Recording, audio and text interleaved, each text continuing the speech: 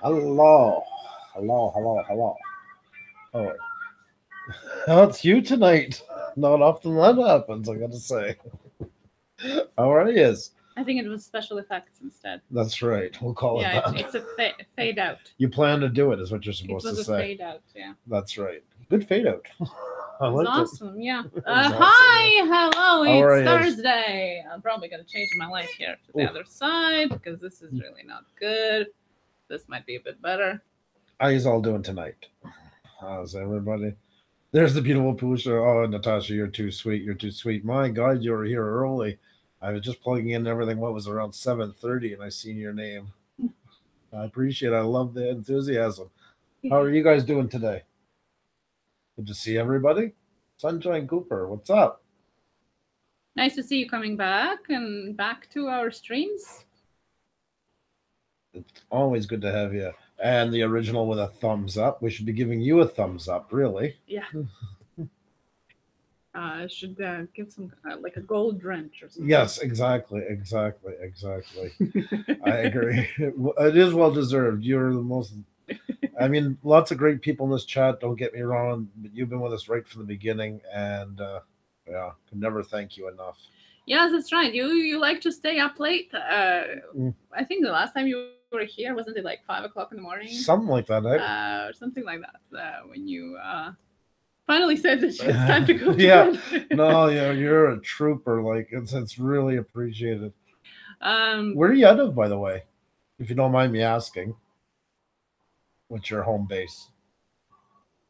And by the way, if you hear any screams in the background, that's people playing soccer in the field behind us. Rugby tonight. Oh, rugby tonight. Yeah. Well, there you go. It's this big field, and it's amazing because nobody can build there. And we got some nights are practicing soccer, some nights rugby. There's cricket matches on the weekend. That's the mental hospital panic day that I was talking about. Yeah. Wales, UK. I was in Wales a couple of years ago. Beautiful, beautiful scenery. I wish I could have seen more of it. I was only on the north side. I was only there for 2 days. I did central UK and then went over to Wales for a night and come back. Slept in one of your McDonald's. Very comfortable, very cozy. When I slept in the McDonald's, I had the car parked outside. I was traveling on my own, so always look for McDonald's. Free TV, free Wi-Fi to get good TV. And I always bring my phone adapter because I use it as my GPS. I always get a SIM card, so I just put it right in the back. Between the seat consoles, it was a Fiat 500, I think. No, that was the other one. This was the 0.8 turbo with half the engine in the front, half the back, where even the sales guy at the rental place had a good laugh at that one. How's everybody doing?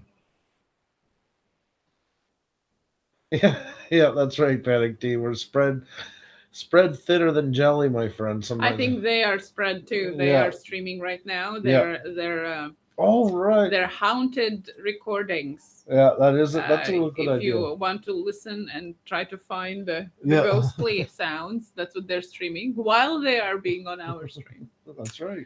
Yeah, I went and visited and I spotted coughing. So maybe that was paranormal. Maybe it was me in the bathroom she heard. Yeah. Do it with Jade Wade. How are you? Hello. How are you guys doing there? I don't know. I always see them as I know. twins. She's got you like the Bobsy twins, so you can't be separate. I know it's just you, but it's like AB and you. It's like twins. Jay Wade and AB. Was it the Siamese twins? Yeah, I hope you don't mind because it just comes natural. When one or the other comes, you just naturally think about the other one. Yeah. I hope you are okay, and hope your other twin is okay too. It's in the best way possible. Oh my God, lady. Yeah. So how are you guys today? Was going? It's Thursday already. I don't know. I think we just started this week when we said, "Oh, it's Monday." Yeah. And now it's Thursday already. So we had today some family matters. We went and see school with our kiddies. They had portfolio night today and a band playing as well. It was good. Yeah, so that was nice. It was nice to see where the kids have gotten through the year and stuff like that. And our middle son, he's going to junior high next year, so yeah, lots of changes. I really like the way they're doing their portfolio nights here. This is the second year, I think we've seen it like that. It's very interactive, like they set up stations and the kids like kind of guide you through the different stations and things like that. And the seniors of the elementary, they're doing the presentation on their own laptops and things. So it was quite interesting. And then the band performance. So that's what we were doing today, half the day. What did you guys do today? Yeah, what's new with you guys? Thursday. What's going on? Any new videos uploaded as well? YouTube or real life stuff? And I want to do, wait 5 minutes for that. I take that back. Thomas Schmidt-Holm said hello, and Cher is in, and Jade is usually together as I be. Well, yeah, that's so. Yes, I hope you don't. You guys are so amazing though together. Honestly, like I could see you guys getting picked up by a network. You guys have that amazing chemistry when you're together. It's honestly so like some of the best live streams I've seen. Well, those live streams make me literally drooling by the screen, and I'm not just saying it because. It's just the dynamic of it, and at the end is like I always will remember those hamburgers. It's like that shot at the end was like, oh my god, please, like deliver. That was so good. So yeah, and I make good hamburgers. So if I say it's so good, it was good. That was really good. Oh, you uploaded a video last night. Well, we'll go over and check it out. It's great. Now, we have somebody new in here today, Laura Wilson. And, you're a channel tonight, you see somebody that they're in the place that you like, the one, the channel, the person who has the channel, their followers. So if they're a good channel, sometimes they got some decent followers. I was looking around, I found Laura Wilson. She only has 2 videos up. I thought she had more, but I just seen this one. And it's her 1-year-old sings happy birthday to grandma. And cute would be the understatement of the century.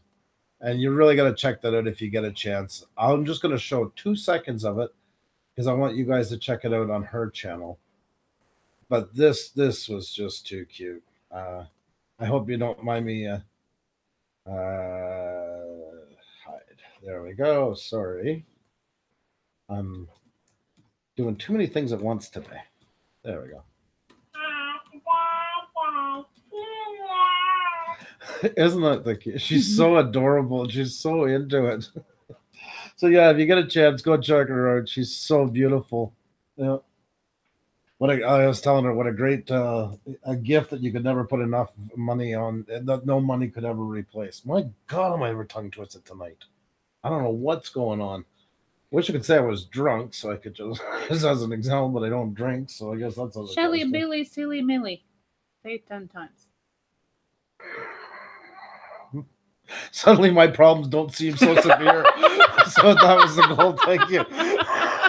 That was the best gift you could have given me. Thank you.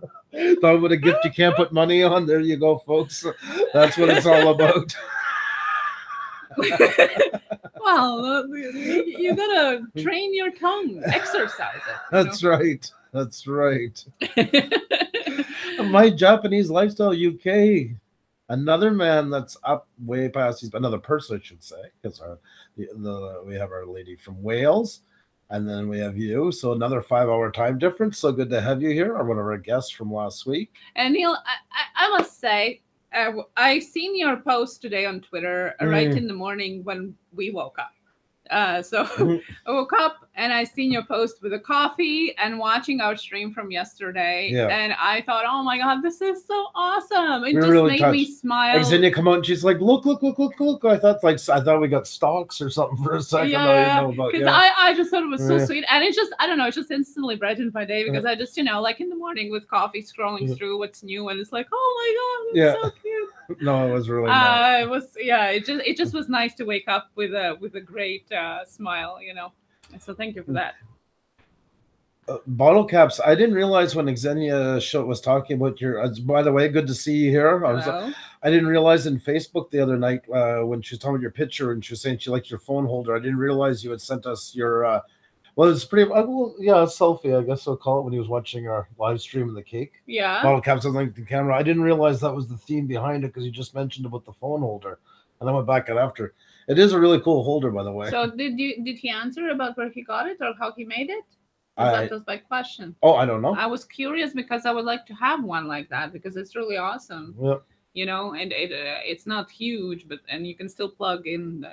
I just thought it was really neat. So I don't know if you made it or you bought it. I would really like to know where to get one. Well, guys, let's see. There's Blue Wrench Group.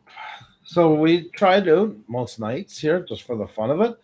We go under the hashtag Blue Wrench Group because everybody here is a mod, as you can see, and we're all teamed. Anybody new? If you can, we'd love for you to take a selfie of you watching the live stream and put it on Twitter under the hashtag Blue Wrench Group. Yeah, and I must mention, I mean, we enjoy all of the selfies you guys do. It's always fun to go back, you know, and see you. But yesterday, the sweetest, I think, selfie we ever had was Ben with a baby. Benjamin Chavez, a lot of you know. Oh my God, like the new generation. I was joking on Twitter, but it was so amazing. I mean, for him to find time even to watch us, but then to have the baby sleeping on his shoulder while he was watching our live show and doing the selfie, I thought it was so sweet. It's very. You guys are so awesome. That's so amazing, and so many sweet moments. Ball caps to screw together a couple of 2x4s. Man, that's one big phone. No, but I'm serious. I would really wanna have one. I would rather not have it holding in my hands because sometimes my hands hurt too much, and then when I do have to do social, it's too hard to hold it long time. So I would appreciate something small that I could put in and plug in at the same time. So it's not just asking. I'm actually interested in it. Bottle caps. In the woods with Wolfie. Hey. You can also use it on any other social media that you have. Yeah, you can go Facebook or anywhere like that. Yeah, because if you put in a Google the hashtag, then the images are going to come out anyway. Yeah. We put it on Twitter, but if you have something else, it's good too. Lodge, how you doing, my friend? Welcome. Good to have you here. How is construction today in Montreal? Yesterday, Lodge was trying to get to Nuns Island. Oh, yeah, that was, I guess, a bad decision because you don't want to go anywhere near there if you're somewhere in Montreal. But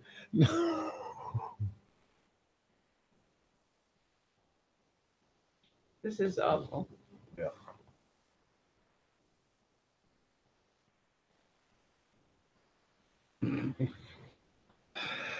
Bottle cap says, "Why do I feel she's got an AK-47 behind her back? She's buttering me up." LOL.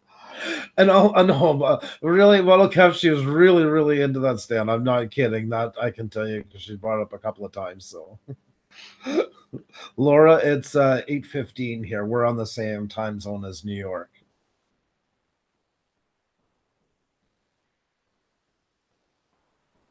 Remember the paid tours at Puša Studios? That pic was sweet, but you love my picture. Well, yes, we loved your picture. We do. Yeah. I retweeted it too, considering a helicopter. Yeah, maybe we could, just get the money together and buy one and run it from small Italy. Is that what you live, right? So, small Italy and LaSalle here. Tracy beat till only have 15 minutes. Ooh. That's a short amount of time, but we're glad you could give us 15 minutes. Yes, thank you so much for coming in. In the woods with Wolfie, I don't ever want to go near Montreal for any reason, LOL. I get lost when I go through there. Honestly, the construction's gotten that bad. This is, as God's witness, the truth. I left to go see a friend. I was gone for about 4 or 5 hours. One of the guys that's in the chat side is WJ Auto Works. I come back, my exit's gone. Like literally, it's closing, and they're demolishing it through the night. Like that's how quickly things are changing here lately. So, yeah, it's pretty easy to get lost, even if you live here your whole life. Well, I didn't live. I lived all my adult life here. Where are we here? Laura is in Utah, 2 hours behind. Panic D smashed the like and shared it out, but might be selfie challenged at the moment. guys are so funny. We're gonna miss you tomorrow. Tomorrow they're not gonna be on. They're gonna be on their haunted travels tomorrow. So we're gonna miss you. Oh my God Almighty! And Lodge is considering a helicopter. Well, that's a good purchase. A little expensive to run, but a damn well get you where you got to go to the Well, that's city. why I thought maybe we could put our finances together and purchase one. Here we go. Seth Allison, hello. Yes, we met on the stream today, and you're a moderator. Great to have you here. Oh, cool. Crab Beer Pours, cheers. What are you guys having tonight? Tomorrow, we're going to have Colorado Martini, so we might have some drinks. Maybe some drinks, yeah. And we'll have a lot of fun with them, but you will always be the fun ones. I always go down. That was such a great night. That was the best date night we had in a long time. I actually even used the term date night, which I almost definitely it was a date night for sure.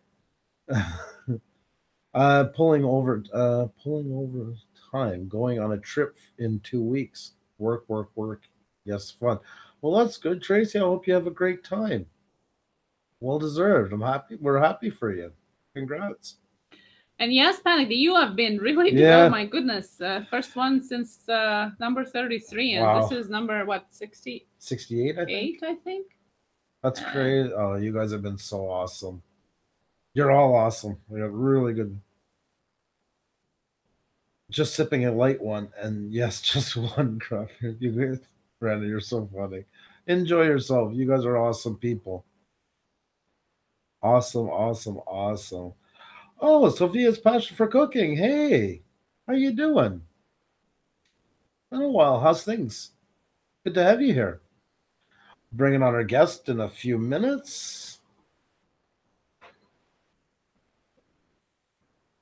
In the Woods with only semi-awesome. Oh, you're definitely awesome in the Woods with Wolfie.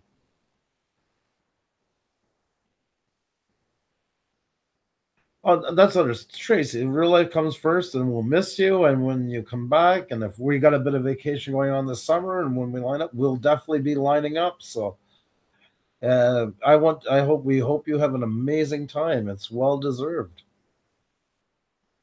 Yes, Lodge, a helicopter would be sweet. When it comes to the drone, whole area would be. Yeah, exactly.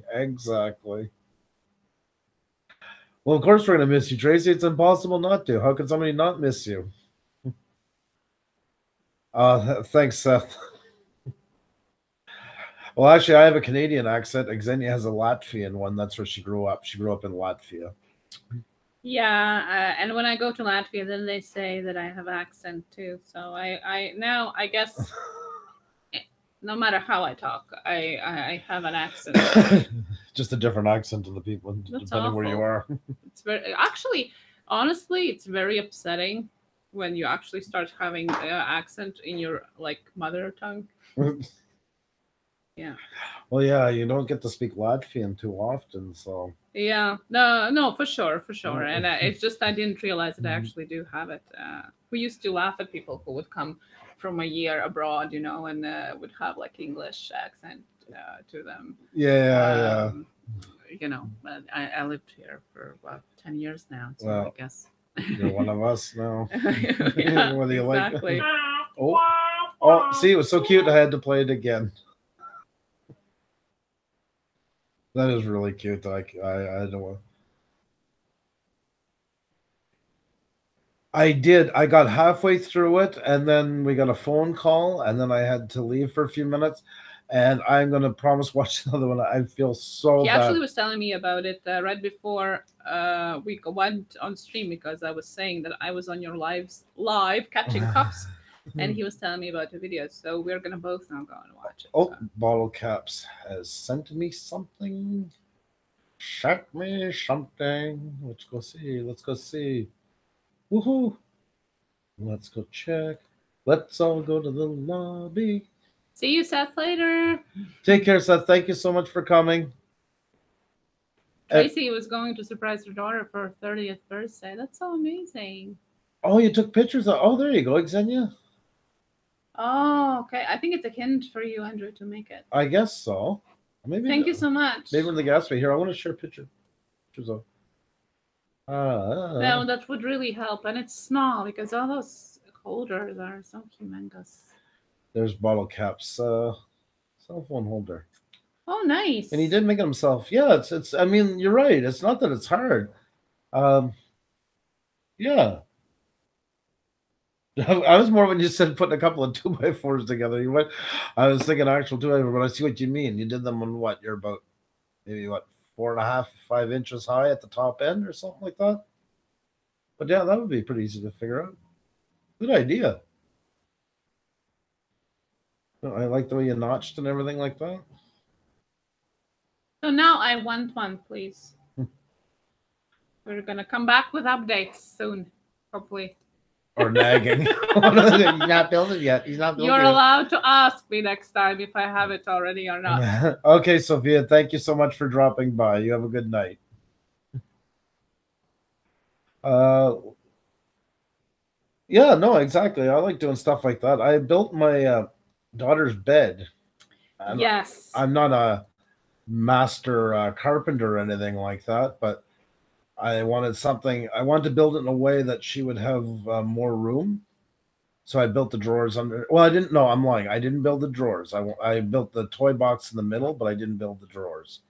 And the drawers were just cheaper to go and get them at IKEA from one of their beds. And then but I built the frame and everything else in that. Yes, and it actually was interesting because it was all like draped off her room, so she couldn't see all the time he was building what he was really doing there. So she made up a story in her mind that Daddy's building a castle for her. That's right. It was. Yeah, and so when the bed was finally ready and we had like this big surprise reveal, she basically named her bed a castle. Daddy built me a castle, and it was her castle. Yeah, and that's what she still says. Yeah, I love it because it's always her kind of happy place to go, and she whenever something's bothering her or anything else, or when she's enjoying herself, she likes to spend a lot of time in it. So I'm happy about that. Yeah, and I must say it's really good too because it has lots of storage. Like it has utilized each inch of storage. There's storage not only in the drawers but also underneath the bed. Like once you take out the mattress, it opens up so you can store your like winter or summer clothes to rotate them. So yeah, and a toy box in the middle was really cool. Yeah. And halfway through is a divider. So underneath, I got a piano hinge that you can pull up from the backside, and that's where we put all of our storage for blankets and stuff like that. Winter clothes, like I just said, to rotate summer. I'm sorry, I didn't hear you saying that part. I was trying to find the picture. I apologize. Do you tell them with the toy box in the middle? Yeah. Okay. Yeah. There you go. Yeah. So yeah, that's very cute. Yeah.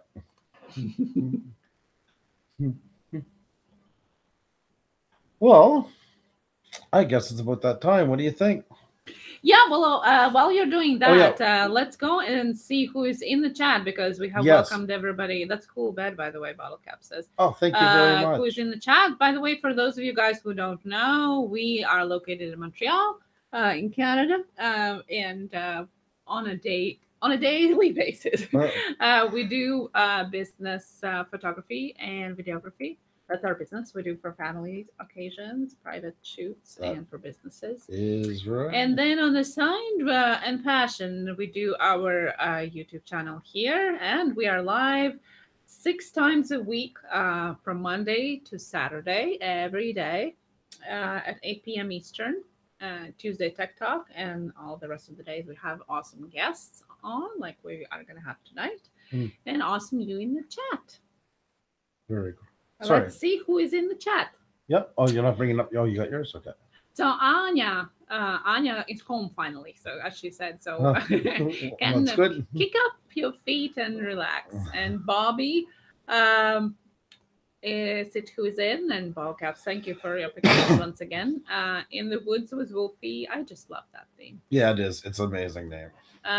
Laura Wilson, of course. Thank you for saying. Adorable. My Japanese Lifestyle UK, Natasha Flowers, Panic Tea, Sophia's Passion for Cooking, Terrell the Original, and Tracy Betts. And for those of you guys who are outside of the chat, welcome as well. Thank you for listening and tuning in. If you can, say hi. If not, that's okay. You want to post the Twitter link to share? Yes, and please smash that like button if you can.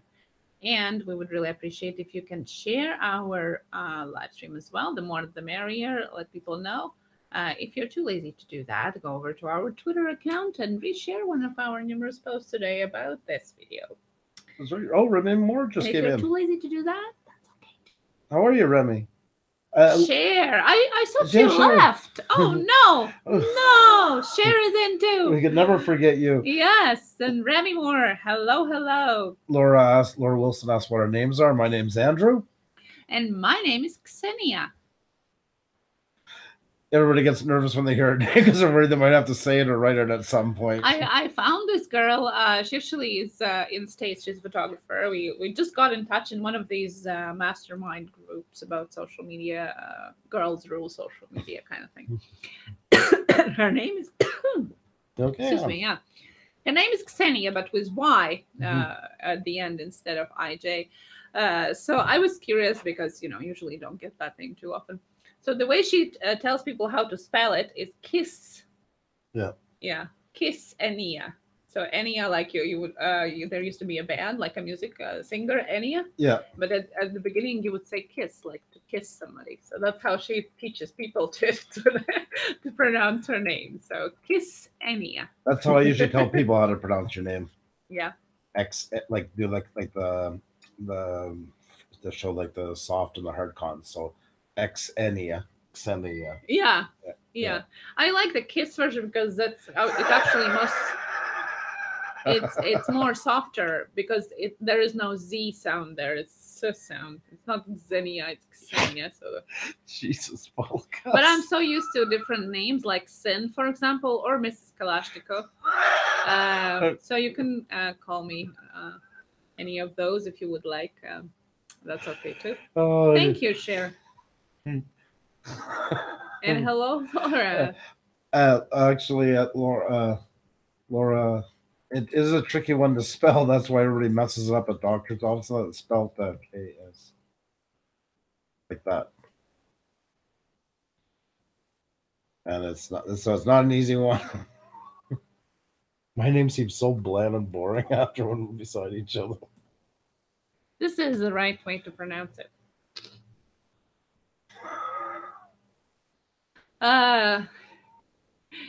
Cher, your real name is Cher. Cherzion? Is it one word?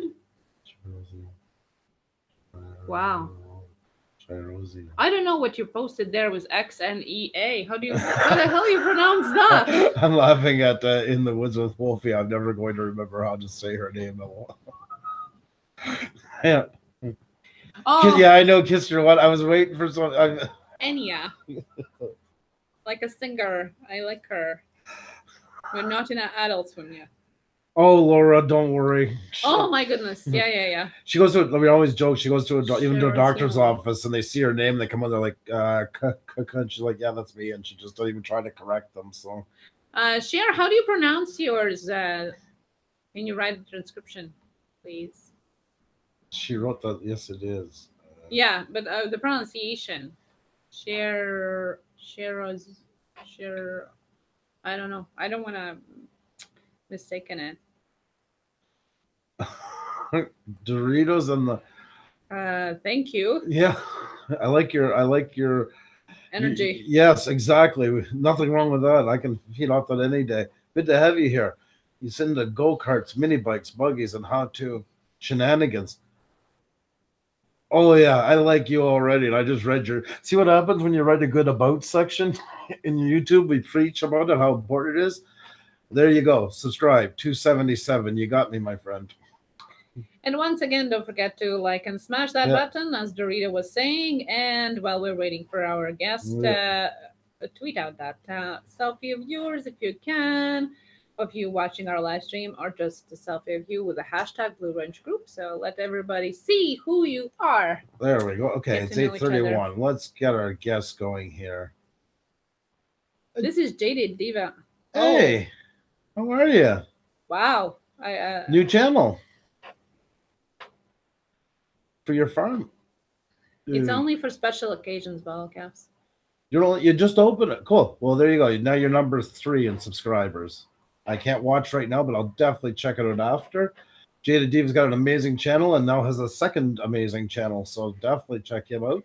And yeah, Dorito is Motard's fan. That's what I figured, right? Once I was reading the description. I'm impatiently waiting for him to come, and that's what we're waiting for. Yep, well. I'm sending the link right now. Just be patient. Anya can do a hardcore German accent instead, ball caps. There you go. So it's been sent off to you, WV MOTARD. Looking forward to having you on, my friend. Easier to organize. Wow. Is it easier to handle multiple accounts too? Like I sometimes wonder when people have multiple YouTube channels, like how they ever get all the things out on social media. Like add one more social media to our listing and I'm gonna go insane. Yeah. Even and it's not like we have too many, but it's just even what we have, it's like, no, we don't need any more. So I admire if you have more than one. Yes, Jaded Diva does some really good beer reviews. That's right. A fun channel. Woods with Wolfie just found the Facebook page for you. Oh, yeah? You found Facebook's page for us? What is it? Oh, you mean our personal page? You found? It's open to the public, so.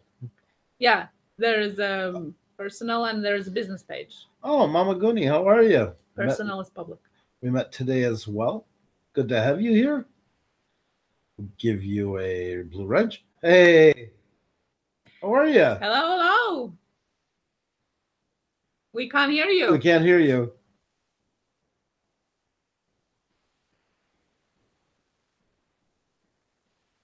Nope.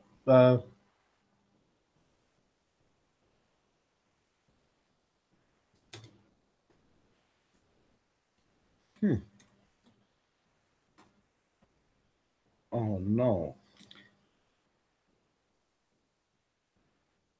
Is he muted? No. No. He had muted himself and then unmuted again.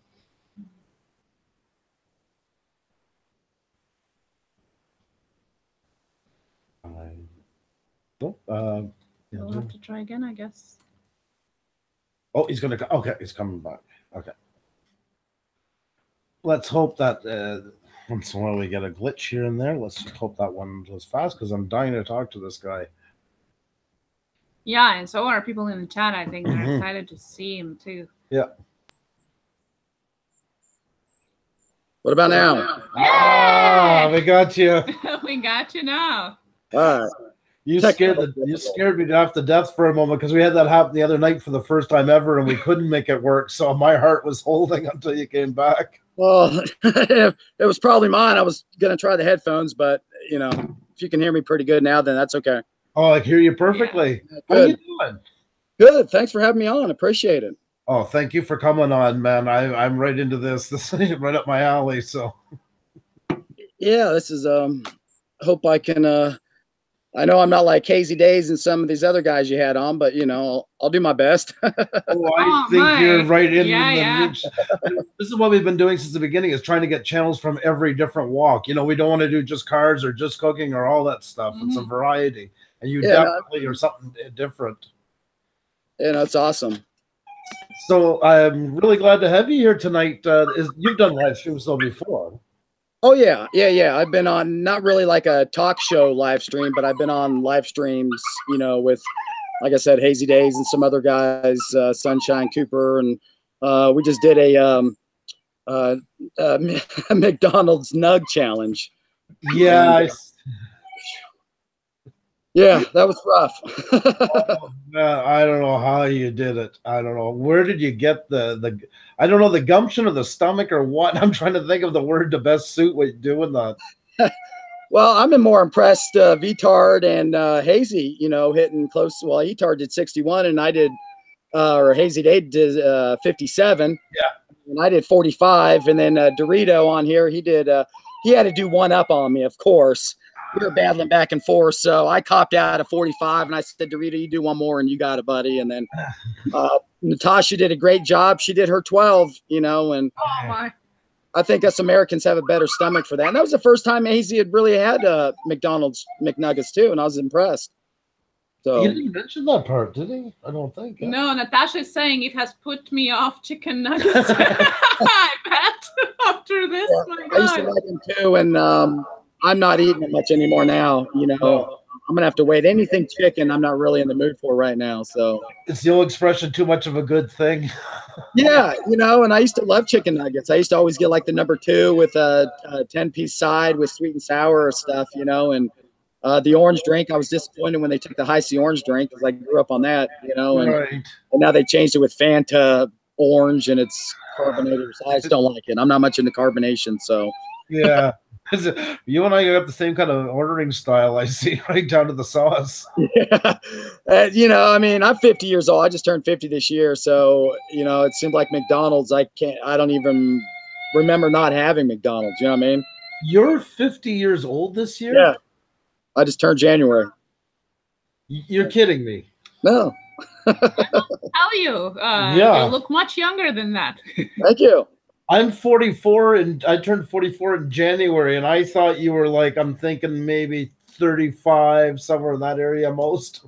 Oh no, I got I'm 50. I've lived a pretty good life, and you know, but if I live to be over 100, I'll write a book about how I looked young and how I did it. You know, I don't want to get the secrets out now. Well, that was my next question. You know, what is I can't tell you that, or I have to kill you. You know. No. And you know. Wait for next 50 years then. I'm shocked. I'm literally stunned. I don't even know what was my next question going to be after you told me that. You threw me right off the rails. Well, I told my kids, I said, you're going to have to put up with me to about 150 years old, changing my diapers, you know. So how many kids do you have? 2, 16 and 13, both girls. I started kind of late, you know, my life. I grew up in California, basically. And, you know, in the OC area, Newport Beach, Irvine area. And, you know, surfing was more of a priority than school was. Right. So, yeah, high school and stuff was a blur. Once I got a car, you know, it was surfing and, you know, just having a good time. And, you know, you get to a certain age and people tell you, hey, you got to start doing something with your life. Yeah, they can get in the way with that sometimes. Yeah, you know, I mean, it's like, what are you trying to do? You know, I'm doing something here. And are you trying to age me here or what? You know, for me to do this? Come on now, Dad. You know, support me here now.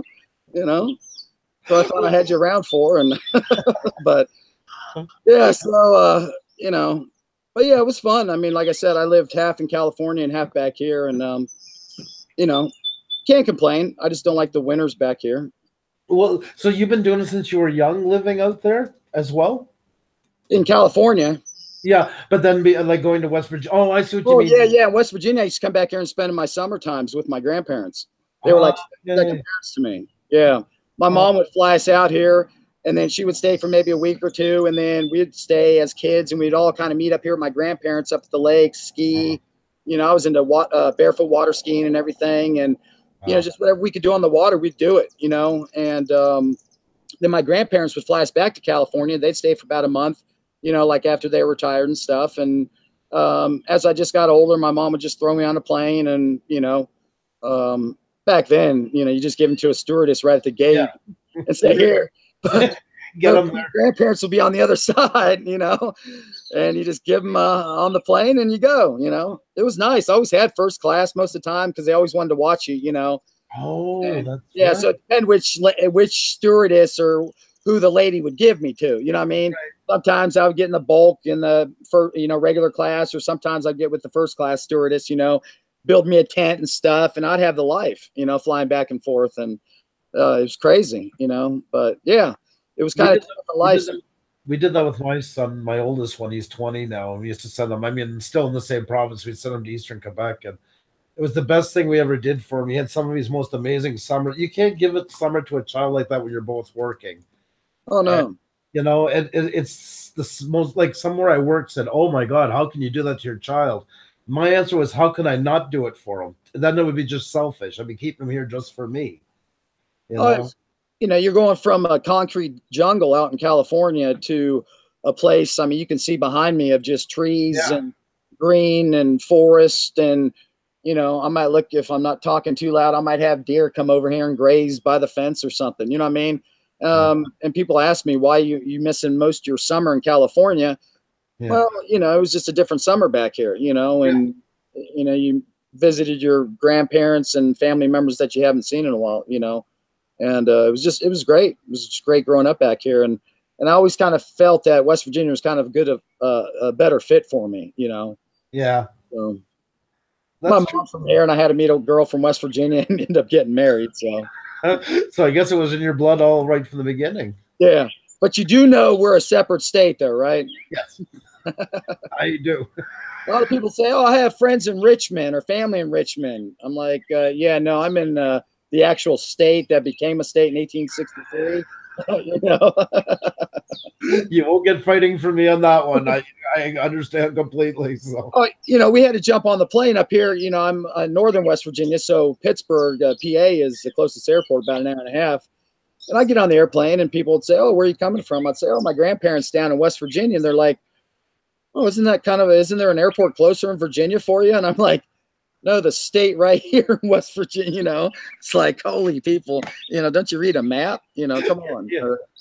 You spend your whole life trying to get it through people's heads that there's two states. Yeah, but you know, I understand some people, you know, are foreign and stuff, and Kissina, right? Kissina. Sexy. I like that. You know, she may not know West Virginia is a separate state, being from where again?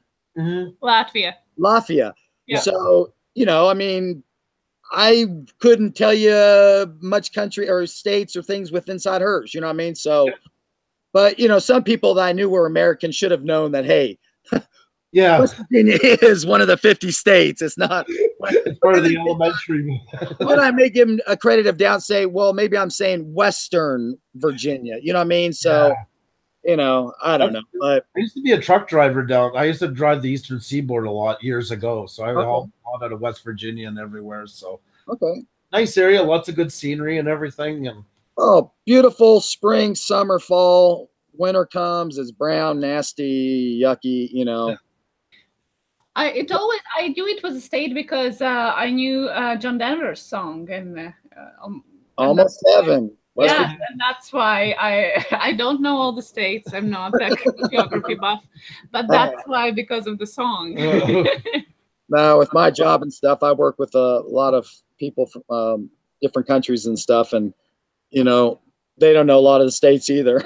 So, and I mean, in fairness, we don't know some of their places as well. You know, to them, I mean, we learn the big state, you know, the big countries, but we don't learn most individuals. I mean, maybe capitals and different things, but you know, I mean, we don't learn every individual country or whatever's inside. You know, I remember when I was driving truck, I crossed over to New York. It's because people don't realize Montreal is only about 45 minutes from the U.S. border once you're off the island.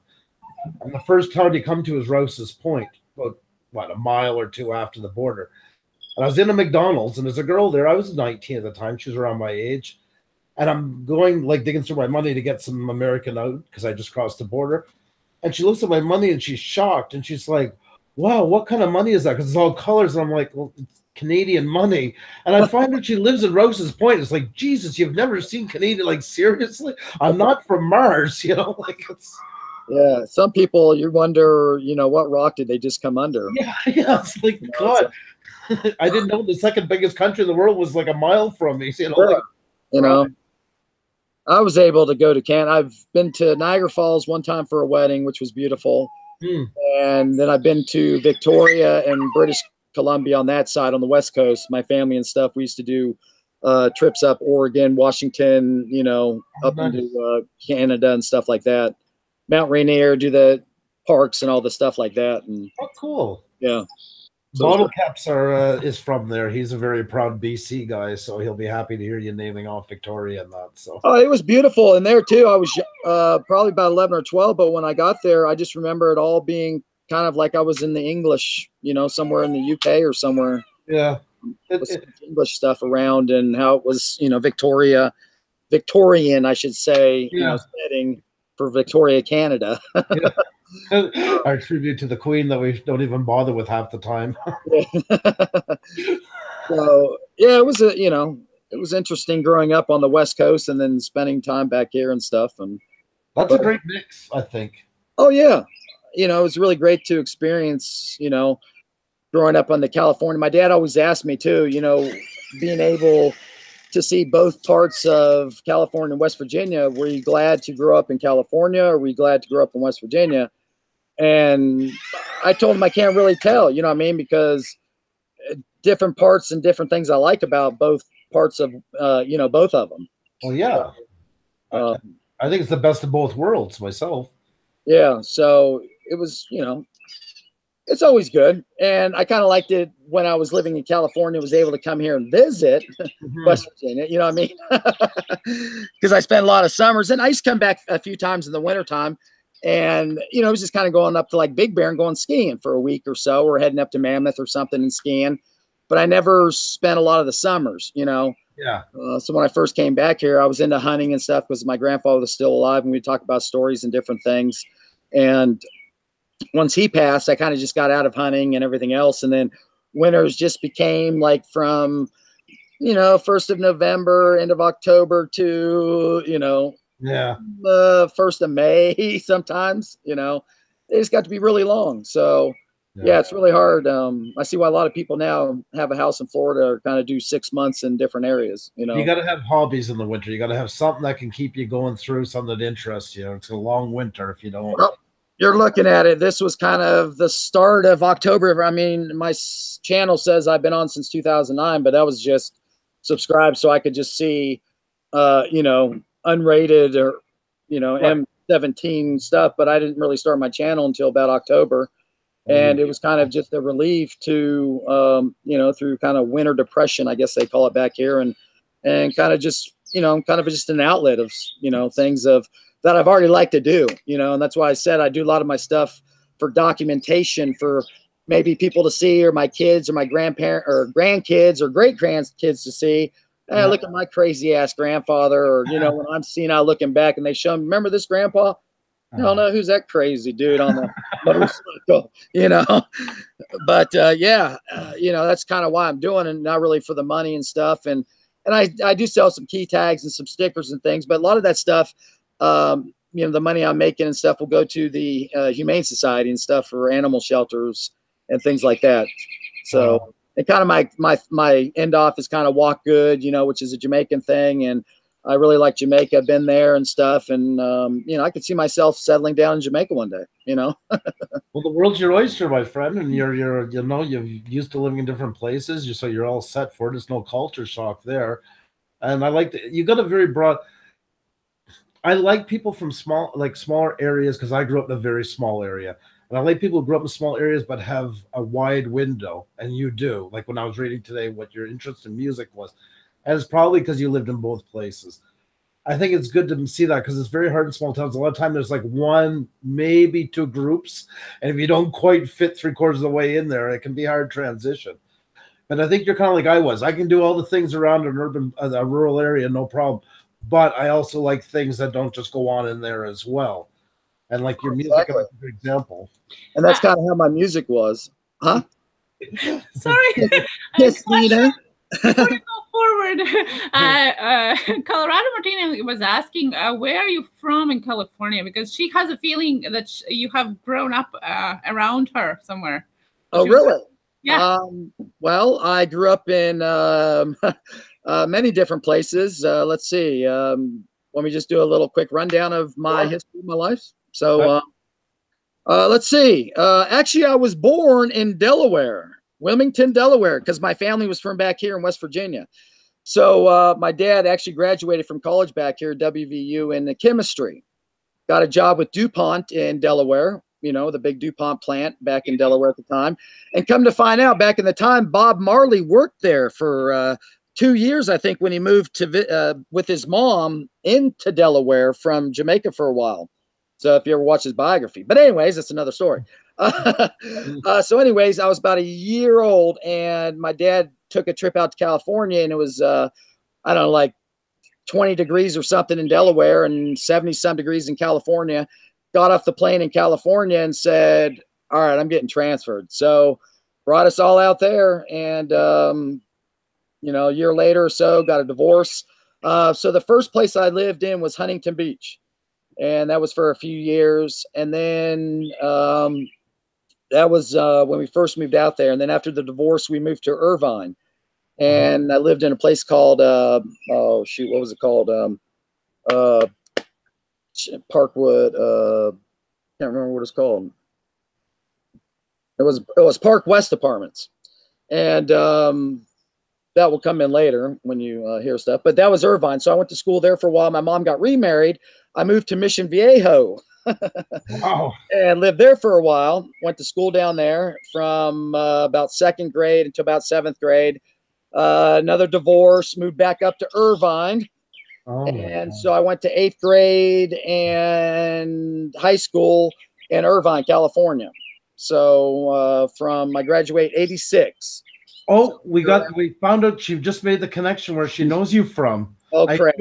We were neighbors. What? Tell him I grew up in Newport Beach and had a second home in Mammoth. Well, holy crap! Really? I mean, she knows me, or just she's from that area. Holy shit! This is a first. She says, "Tell him I went to CDM." Corona Del Mar. Oh my God! Really? All right. Well, the story. If you want to hear some stories, then it'll get interesting here. You want to know the weird part? What? She's our guest tomorrow night. Oh, really? Well, I'm gonna have to watch that. Awesome. And this is who? Colorado Martini. Well, I got a lot of friends that actually from high school went to Colorado and went to Boulder and Colorado State and still live out there. So I'm going to bring up her picture. Actually, Colorado, if you can send us a picture from back then, if you have anything around it and Twitter or something, I can gladly share. I probably don't look too much different from high school. Yeah. Yeah. Because this is unbelievable. What year did she graduate, or what's her? Because I know people from CDM. Well, she said she's 57. She said after you said your age, she said I'm 57. Okay, so but she may still know some of these people, but. Yeah, because I went to school with oh Jesus crummy, Murphy Cargus from Sugar Ray, and the band Sugar Ray, and really? we played in high school together in a band called Animosity, and wow, the lead singer Mark McGrath from Corona Del Mar, and yeah, so after high school and stuff, I kind of went off and thought I was going to be a pro surfer and. Kind of didn't do the music scene too much. Excuse me. Moved up to LA and but anyways, yeah. So Mark McGrath and some other guys she probably knows that went to school at Corona Del Mar, and but Murphy Cargus, good bass player, is a good friend of mine, Facebook friend still, and we see each other like reunions and things. But when he used to play, I used to go backstage, used to bring my bands and stuff backstage and show them what the backstage life was like, you know. Oh, Mark, she said. So there you go. She knows Mark. She knows Mark. Yeah, I met Mark several times. You know, I mean, that's a small world. But and then also I went to school with two guys from Rage Against the Machine, Tim Comerford, the bass player, and Zach De La Roche. We played bass together, or we played music together back in high school. They were actually the first band I played with, and yeah, it was kind of amazing to be back here in '91 and watch Freedom come out on MTV. I can imagine. Every hour and watch these guys on stage thinking, holy shit, I could have been up there maybe, you know. We all make choices. Yeah, no, and I know, you know, but it would have been fun to tour for a little bit, you know. So, yeah, so also, you know, I'm hanging out with my wife one night back here in 97-ish, something like that. She's sitting on my lap, 11:30 at night. We're at her house. All of a sudden, Saturday Night Live comes on. And we have Will Ferrell. Fuck. I grew up with Will Ferrell since I was 4 years old, you know, and here he is freaking on Saturday Night Live, and here he is now big time. You know what I mean? It's like, holy shit. You know, what did I do wrong? You know, I did some extra work, some modeling and shit, but what, was I not funny enough? You know, but yeah, no, like you said, everybody's got their own turn in life, and you know, I'm great, but you know, and I went to school with Gary Riley. You know, he was in Planes, Trains, Automobile, Back to the Future. Craig McNaughton from ET, the older brother. You know, people are like, what school did you go to? What? And I, you know, it's like, it just, these guys just, that's the route they took. You know, I mean, it just would have been nice, but you know, like I said, you know, I probably would have been dead or something if I was on the, you know, on the tour and on band. Right. But like I said, I just suck. So you're sitting there tonight talking to us. You got the sun starting to set. You look pretty happy with where you are in life. So it was, you made some good choices there. Oh, I mean, I can't, you know, you can't beat it. You know, I love my life. It's awesome. And kind of doing the stuff now, you know, it's kind of doing your own things you know, with TV kind of per se, with, you know, YouTube wise, I guess. And, just kind of make up your own stuff, you know, kind of like the video I did today was kind of just a parody of 5 basic steps to increase your views and your subscribers, you know. Yeah. Kind of just, I've been on YouTube, kind of just shit you've been seing and stuff. Oh, I'm sorry, I didn't mean to cuss or anything, but that's all right. We do operation. We're not Disney. We're also not Chappelle. Oh, that's yeah. Kind of I didn't know if we have an 18 over thing or stuff, but my sister's still something, you know, I just been thinking about how, you know, I watch some of these channels and stuff, and like I said, you know, I got nothing about other people's channels. You know, I love what everybody does, and you know, I support everybody out there. You know, I never do bad comments, and you know, and it kind of sucks when you get some bad comments or some thumbs down for something that you put some work into and stuff. But like I said, bad critics or bad criticisms, good criticisms sometimes, right? You were on for a year. I don't know when you've seen our videos. If you notice, we did a lot of cinematic ones before we started the live streams. A lot in Eastern Quebec and that. And I was on for a year. Nobody was watching anything. I had 2 videos semi-take off, you know, 10 and 13,000 respectfully. The rest were getting like 40 views, and I'm like, I'm putting 40 hours of editing into this. Like, I'm done. I had it. Yeah. I seen Peter McKinnon do a video. He kind of got me, you know, when the apocalypse, he's like, this is your time to shine, blah, blah, blah. I'm like, why not? We'll give it one more kick at the. We only had 42 subscribers in February. And right now we're going to maybe hit tonight 1,700. We're just short of maybe 8 or something like that. Wow. That's awesome. We pushed a lot the last couple of months building it up. The live streams got us our watch time. Without it, I wouldn't have enough time for. I want to monetize because that's our business in real life. Puša Studios is an actual business. That's awesome, man. That's, you know, I mean, that's the way to do it. You know, yeah, we like it. It's something that we can do together and that, and you know. So yeah, so it increases our chances to have, you know, more visibility in Canadian internet, so to say. So that's word of mouth. I think I hadn't heard of you, but Hazy was on your channel. I didn't know when Lowell's girl sent a link and jumped on and started watching you guys. And the next day, I started watching some of your videos, and then a couple nights ago, I was watching you. Because I do computer work for the government, and so I was watching some of your thumbnails and some of the other stuff. The Tech Talk Tuesday, some of the cool stuff. And you know, a lot of times I may not comment. I'll jump on, watch some stuff, give you a thumbs up. You know, make sure I give some airtime. And you know, what I mean, it's just with kids and everything else, it's just something going on. It's so hard to watch other people's stuff all the time. But you know, I'll definitely always try to get on and hit thumbs up with people. But then I started watching your stuff, and I was like, yeah, you know, I mean, you guys got some really nice stuff. You're doing, you know, what you're doing here is really great. You know, because a lot of people like to find out about other people's lives and where they come from and what they do and why they got interested in YouTube. And, you know. Well, the live streams help with watch time, but we said to ourselves, like you've seen our cinematics, we did put a lot of work in them. Yeah. And we said, if we're going to continue on this, we got to have something that's substance. I don't want to do it and just, you know, oh God, the kids are fighting. You know, I don't want to be one of those channels. We wanted something that at least we don't feel like we're ripping anybody off. Oh no, so that's when we started with the guest, and it's worked out pretty good.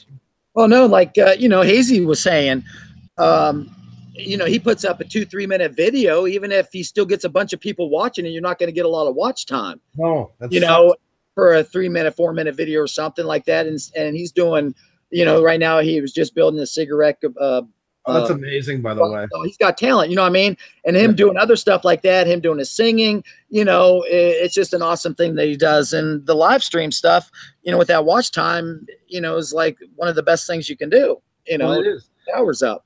Because we're not doing it to get rich off it. I mean, if we made big money, that would be great, but that's the least of our goals. But I do believe once you're monetized, YouTube will push you a little bit more because then they make money off you. So they're more willing to throw you out an extra 10 times a night versus what they do now.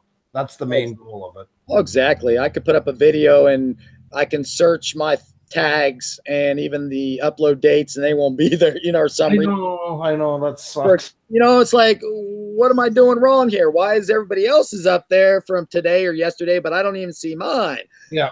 But then you may come back 4 or 5 days later, maybe up there or something. I don't know. But the bigger guys are up there. Yeah, they're there. They're there. So it's okay. You know, like I said, have fun doing it. And moto vlogs, live streams is kind of something different. Not really a lot of people do. And, you know, it's just, it'd be nice to be able to interact somehow where I'd like to be able to do that. Yeah. I'm still working on that. Google Glass. Yeah. That's one thing I was thinking of, something almost in that range, you know what I mean? And my eyesight's getting bad where I have actually my phone and I can see kind of people's comments and stuff coming up, but not enough to read them, you know? Right. Yeah. And I can pick out thumbnails and stuff a lot of times, but that's about it. You know, just certain people's, you know, like Natasha Flowers, her face on her picture, I can pick that out, or Hazy A symbol or something that kind of sticks out, you know. Dorito and Loco Cabre, you know, they're a good buddy of mine. He's, you know, a Southern SoCal buddy too, you know, that just does awesome stuff, you know, and their shit is just, you know, I always call it Discovery Channel stuff. It is. Yeah, you know what I mean? It's just, it's good stuff, you know what I mean? And that's what I like. And I like the good stuff like that. And I like the grainy stuff, you know, it's like my porn. And I like the old grainy 70s styles, you know? with the stashes. You can never forget the good stash. You know, it just depends on my mood. What do I want to see, you know? You know, it just, but, you know, those guys, and I remember him, he was down in the low double digits, you know, and his channel's grown big. And, you know, I think he should be up in the 2,000-3,000s as some of these other guys, you know? Like I said, these guys rock. And I got a couple of questions for you here. One is from Colorado. She asked if you know Joel Shedden from Motocross World. Joel Shedden from...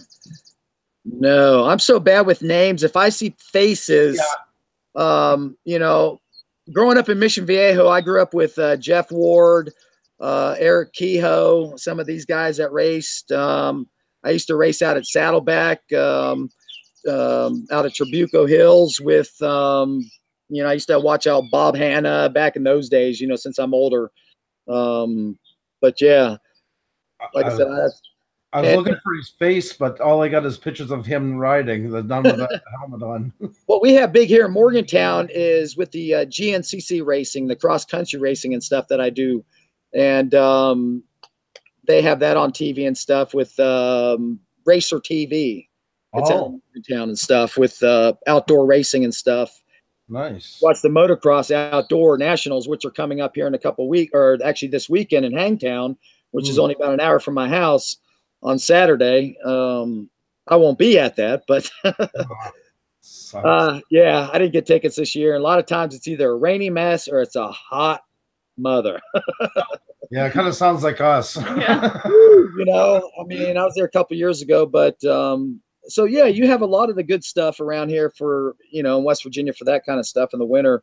Awesome sceneries, hiking, you know, it's gorgeous. Best trails for riding motorcycles, street bikes, you know, you name it. It's awesome. It's one of those rounded out states where you got a good bit going on in the area. Like you can do a lot within it. It's very, yeah, but then the winter time, it's very lacked for the kids, you know. You got the movies, you don't have really much options, you know, and grow up in California is something we were doing every day, you know, and people ask me, you know, they hear that I do something like, you do that too? And it's like, well, California, it's just, you know, we learn something every day or we got bored, you know. It's like, okay, what do you want to do today? We can't surf. Let's skate. Let's go do this. Let's ride bikes. Let's, you know, whatever. Let's learn lacrosse. Let's play tennis. Let's, you know, it's like we're doing something every day, you know. In a winter area, you don't get those options so much in the winter.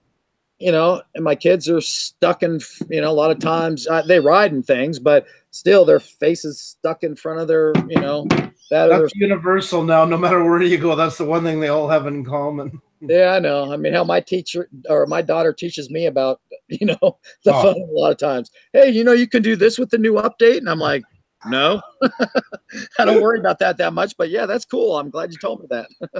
They grew up with it now. You know, my 7-year-old, I mean, she's a way better on, like, I have a 20-year-old, an 11-year-old, and a 7-year-old. And all three of them kind of grew up in a different generation of using electronics. Exactly. Like my 20-year-old was the mouse era and stuff like that, where my 7-year-old is nothing but touch screen. And you know, not understanding when she goes to her grandmother's that you got to wait for SpongeBob to come on because it's not instantaneous like everything else in life. You know, things like that we take for granted. Bottlecast was asking if you heard of Suburban Delinquent, Baker X, Derek, Arson, their ride channels. Do you think it's real, or is he just fooling around? No, I know Suburban Delinquent. He's the one who did that. I think he's the one that maybe slid under the bus. Yeah, Colorado was saying that the guy that she was mentioning is actually her cousin. He was the first in motocross in the 70s and 80s. He was number one in motocross in the 70s and 80s. Yeah. Okay, I'll have to check that. But yeah, like I said, I'll always go back and watch these streams and watch the questions and, you know, and see, you know, but yeah, fill me in on questions. I got part of my thing up here, but I can't see, you know, it's hard to see both you guys and the questions coming up. No, I'm following up.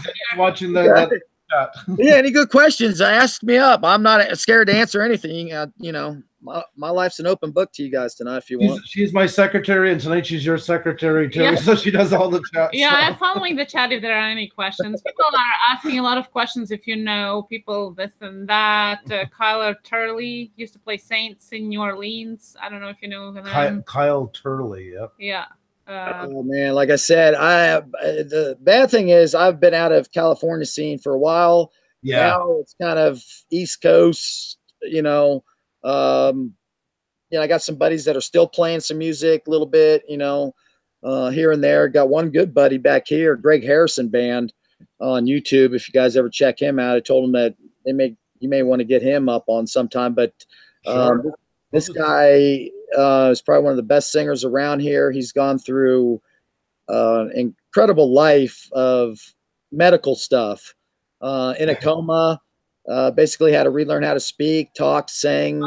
Wow. He's on, you know, all the iTunes, all that stuff. But, yeah, incredible singer, you know what I mean? And, but yeah, I'll talk to you about that some other time. But yeah, if out there, check out Greg Harrison Band. Just give him a little throw. I saw him today. Told him I'd give him a little shout out. And he may be doing some live streams and stuff here eventually and everything else. But yeah, incredible life story. I'm not going to wreck it for anybody, but awesome guy, awesome singer, awesome. He even tried out for The Voice and was right there. I think he was right on like the callback if anybody dropped out or something, you know what I mean? Yeah. But he wasn't really into that stuff. We just kind of told him, hey, you needed American Idol, you needed this. And he finally figured, hey, I'll do The Voice, you know? And yeah, he was right there, you know, it was like between him or someone else or something, but he was, you know, but yeah, he's an awesome singer. But yeah, I still know a lot of guys that still sing. I still mess around with music, you know, but, oh, anyways, we're talking about technology and stuff. I have a video. If you guys see that my kids have never seen, they've seen a pinball machine, but they never used one.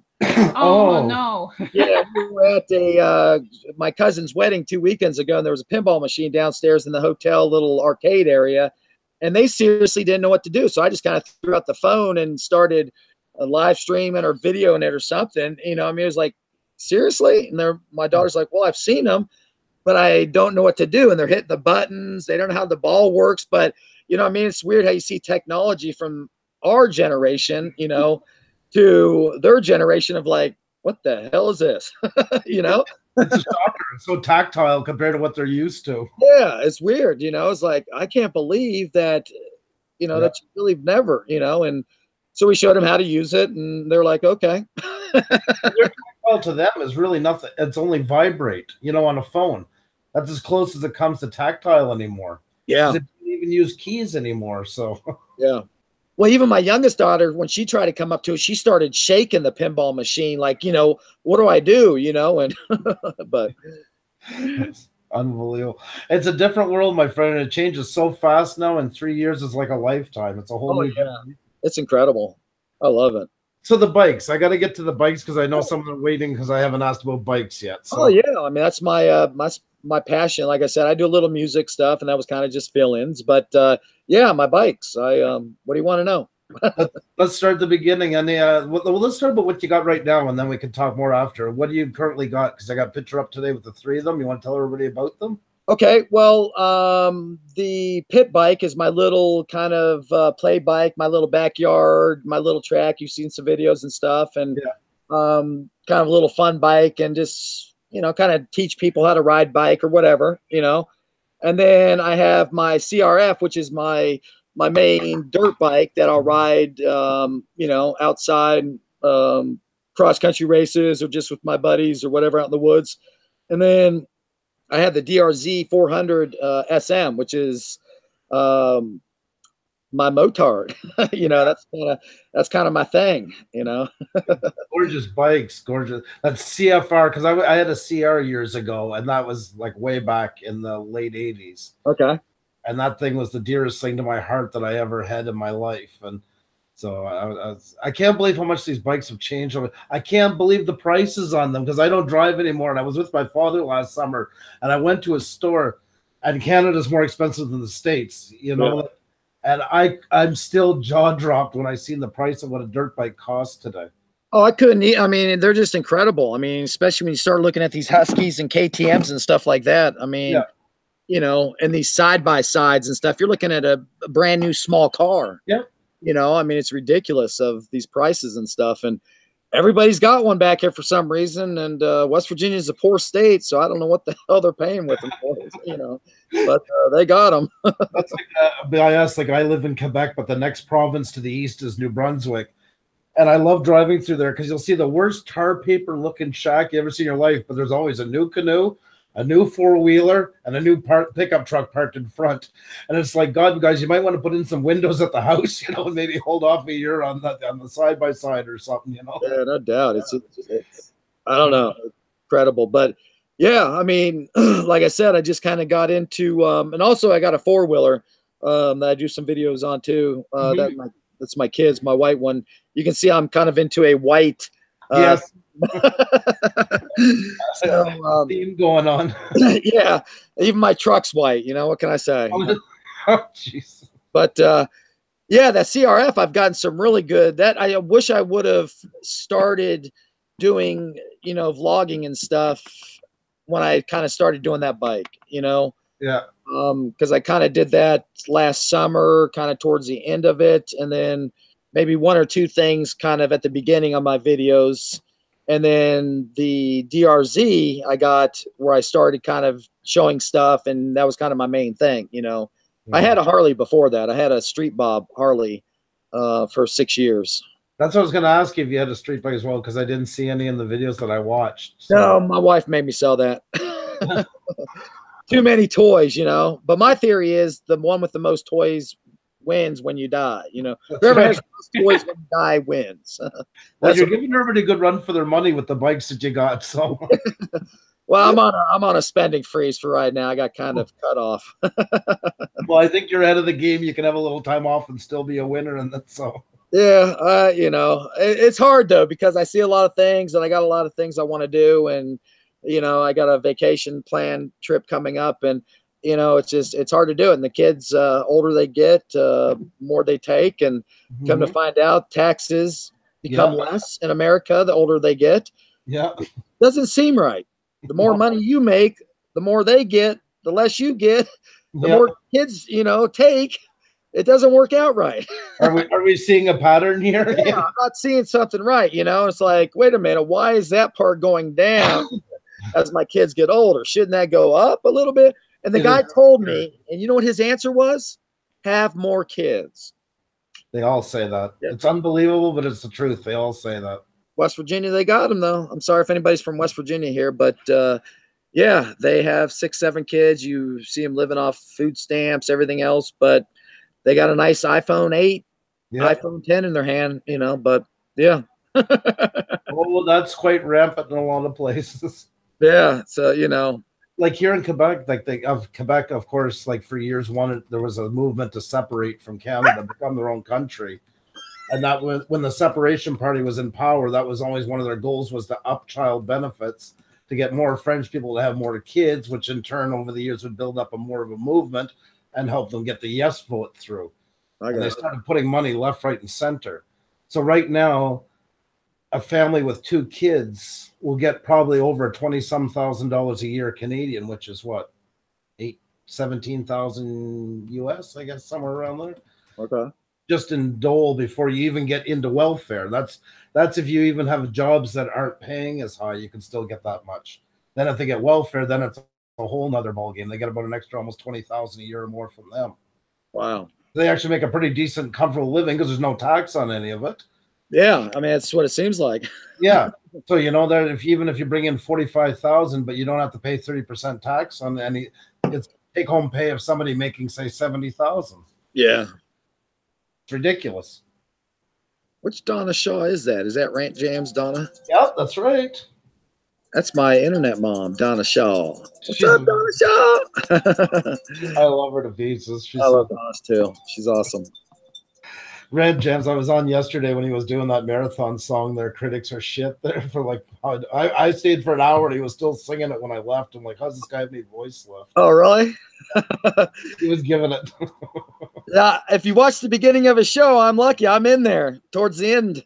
Are you? Yeah. I got goggles on and stuff because I'm doing a little skit. I forget what I was doing. It was like Scuba Steve or something. And yeah, it was funny. I'll have to check that out. Yeah, it's like right before Hazy Days or Summer right in there and stuff. But yeah, Rant's a good guy. He's got a good channel going. He's got a lot of energy. I like Rant, you know, watching his stuff. And he's got a lot of energy, but he also gives something back. It's not boring. That's what I like. Oh, yeah. You know what I mean? It's awesome. Yeah. That was one of the first channels, you know, I started watching kind of in the live stream kind of things, you know what I mean? Yeah. It kind of got me into watching more of these live streams because I was kind of more old school, you know, videos. And I still like doing videos. I still like editing. I still, you know. Oh, yeah. I miss a lot of that. But it's nice to do live streams because you don't have editing. Yeah, I know. You know what I mean? It's just like, and especially mine. And I'm thinking, well, hell, I'm talking. Why don't I just do it live anyways? You know what I mean? And if I can keep a conversation going and stuff and, you know, like I tell people, hell, I get knocked down. You're seeing it live. Yeah. You know, you're not waiting for me to come out of the hospital, edit it, put it together. Boom. You're seeing it. Hopefully the camera's still on. You're seeing the doctors come or, you know, the ambulance, whatever happens. Hopefully me standing up going, hey, I'm fine. You know, but you're seeing it, you know, maybe ride to the hospital, you know, who knows what, you know, but yeah. So like I said, and I can normally keep a good conversation going for about an hour. And I think a good live stream on a bike, you know, and I don't expect everybody to jump on. It's kind of like, you know, kind of like here, it'd be nice people jump on, meet people, you know, interact a little bit, talk. And I was thinking one time if I can get somebody would do like a Google Hangout like this, you know, where they would be reading the questions, I'd be writing, and then I'd be kind of talking back and forth with that person, but also have them asking questions or whatever, let me know what's going on in the chat. You know what I mean? That's a very good idea, actually. You know what I mean? It's just, should I have not said that? People can get that. That's patented by VW MOTARD right here on the station at Pusa Studios. All patent pending, no copyright. So, you know, it's hard. I'm not a good sleeper, so I think of things a lot of times, you know, I'll try to lay down about 10, 11. Hell, I may not fall asleep until about 2 o'clock. Yeah, you know, and I'm just thinking of different things to do. You know, what would be good, what would be new. Because you look at YouTube, it's so saturated. You know, I mean, with just everything. It's just, you know, I tell people I wish I would have got back into this about 4 or 5 years ago. You know, when it was brand new. You know, do you have the video playing for the YouTube? Because I'm starting to hear my own voice. I don't have anything playing. Oh, you don't have the YouTube channel open? No, I just have Google Hangouts, and I have. You have the chat. Just the chat, and that's it. Okay, you don't have the video playing on top? No. Oh, okay, because now we can hear our voice. We couldn't hear it before, so that's why we were wondering. It starts to happen lately. Yeah. I don't know, maybe it's a Hangouts. Could be a glitch. Yeah, it could be a Hangouts glitch. So yeah, I haven't even touched anything. My hands have been right here. They're fixed. I'm not touching anything, I promise.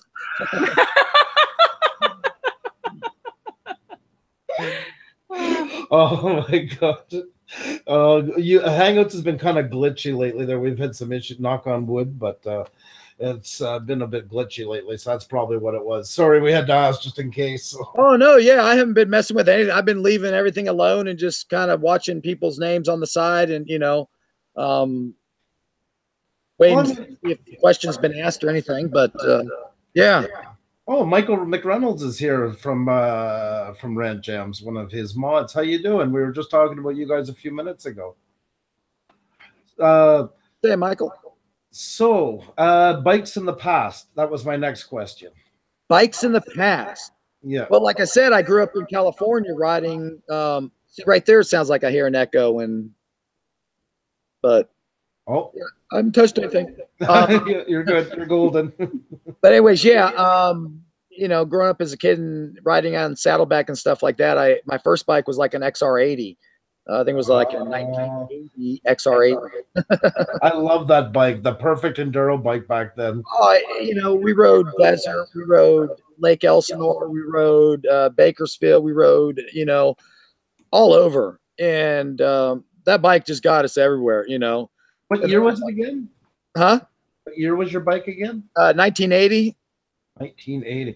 Oh, those had the squared off seats. I love that color. Oh yeah, because when I was too young to get one yet, those were the bikes I was looking at. Those were my dream bikes I had on posters. I'm sure. I'd like to get another one again and redo it. That's one project I'd like to redo. And yeah, right there. Yeah, look at that. With the number 80 on the seat. Actually, yeah, mine actually look like that right there. I have a friend that just rebuilt his, I think it's like an 1984 XL 125, if I'm not mistaken. Okay, nice. And he just rebuilt the whole thing for his stepson. Awesome looking job onto it. Yeah, and I actually learned how to ride on a Indian 50. Oh, wow. Yeah, out in Palm Springs. That's where I kind of first was getting into bikes and stuff. And well, I'd love to have that bike again. That was a neighbor's bike out there, but it'd be nice to redo one of those bikes. But yeah, then I thought I was getting, I needed to get better and stuff. So I got me a YZ80 and, the Hornet's Nest. Yeah, that was kind of the last bike that was kind of towards just getting a car. You know what I mean? So then it went from that to cars, being able to surf every day, girls, the mom comes girls. And just kind of, and so kind of got out of motocross riding and stuff, and kind of got into golf and surfing because my dad was always into golf and he had a house in Palm Springs. And so that's actually what got me to stay back here at Fairmont State University. I went to school here for a golf scholarship, tried out for the golf team. And so I made it 4 years on the Fairmont State University. Wow, cool. It's just a little Division III school back here. My mom and dad went there, so it was kind of cool that I went to a college that they went to and everything. And so it's kind of neat. But so that's where you got your degree that you were talking about a while ago. Yeah. I got actually an education. And I don't even use it. Oh, you got it though? Oh, yeah. My father said it never takes much to carry in your back pocket, Yep. And, I didn't get it until I was 29. Or no, wait. Let me see. Yeah, about 29. But my dad always called me a late bloomer, Well, I was actually about 3 weeks late out of my mom. So I guess I was, a little late bloomer growing up in life. I played, and somebody always told me, don't get married until you're 30. And I didn't. I got married when I was 29 and a half. And still married 20 years later. We've been together for about 25 and a half years. But I think if I would have got married in my 20s, I think I probably would have been divorced. You know what I mean? That's what, yeah, I can attest for me. That's exactly what happened. So yeah, you know, I can't remember who told me that. I wish I could. And I always tell people, you know, have fun. Ooh, I saw KTM Duke. Yeah, those are nice. Bottle Cap says don't get married at all. Typical Bottle Cap's comment. I was like, well, my theory was also too, if you're not going to have kids, don't get married. You know, why go through the hassle of all that stuff? If you're going to have kids, definitely get married. Make sure you support your kids. Make sure you take care of them. You brought them into this world. And that's how I feel about animals and stuff. You know what I mean? They don't ask to be brought into the world, you know, and it's sad to watch these animals and stuff, how they get treated just as kids. And, you know, so I just think we need to, you know, protect everything, you know, kids wise, and make sure you know, if you're going to have kids, get married. But if not, why get married and not deal with the paperwork and everything else while you get divorced? Unless you're some gold digger, man or woman. Not just saying a man or a woman. It could be gold digger. I wanted to marry rich, but I didn't. So, like even Xenia and I, like for her to immigrate to Canada, because we met on a video game years ago by complete fluke. Huh? A game called Second Life. Second Life, yeah. That's how we met. We got dropped in when they first start off. There's different areas. We just happened to get dropped in the same spot. And your character did, and you guys just stayed friends. We hated the game. We never got into it too far, but just stayed friends and talked in MSN. Always kept in touch. And my other marriage was shot and done, and so I went over to Latvia for a couple of months. We've been together ever since. And, wow. And we didn't have to get married for her to come to Canada. It still counted as common law as long as she was here for like 12 months or something like that. It was all good. So even that we didn't have to get married for. So we got married in 2014, but it was because we wanted to. Like, well, I didn't want to at first, but I come around to it after. So, and it's yeah, and Bottle Caps is saying it was plenty of fish. No, it wasn't. No, it wasn't. It wasn't the dating site. It was a game. That's right. In the fetish section, Bottle Caps. Yeah. Jesus Christ. Hey, well, the game actually was kind of good because it kind of gave you a second life in your relationship. Yeah, I like that. Yeah, that's a very great way of putting it. Yeah, we never. I don't know why we never thought about it. And it was especially that's really good. I like that. Yeah, I think of stuff once in a while, you know. No, that's really good though. Never thought of that. Well, you guys can use that one. I'll give it to you. Thank you. That was my copyright to the other idea. Give me a little props on that. Hey, this guy WV MOTARD always said, "Hey." You know. What is it called? 2.0. They're the permissions.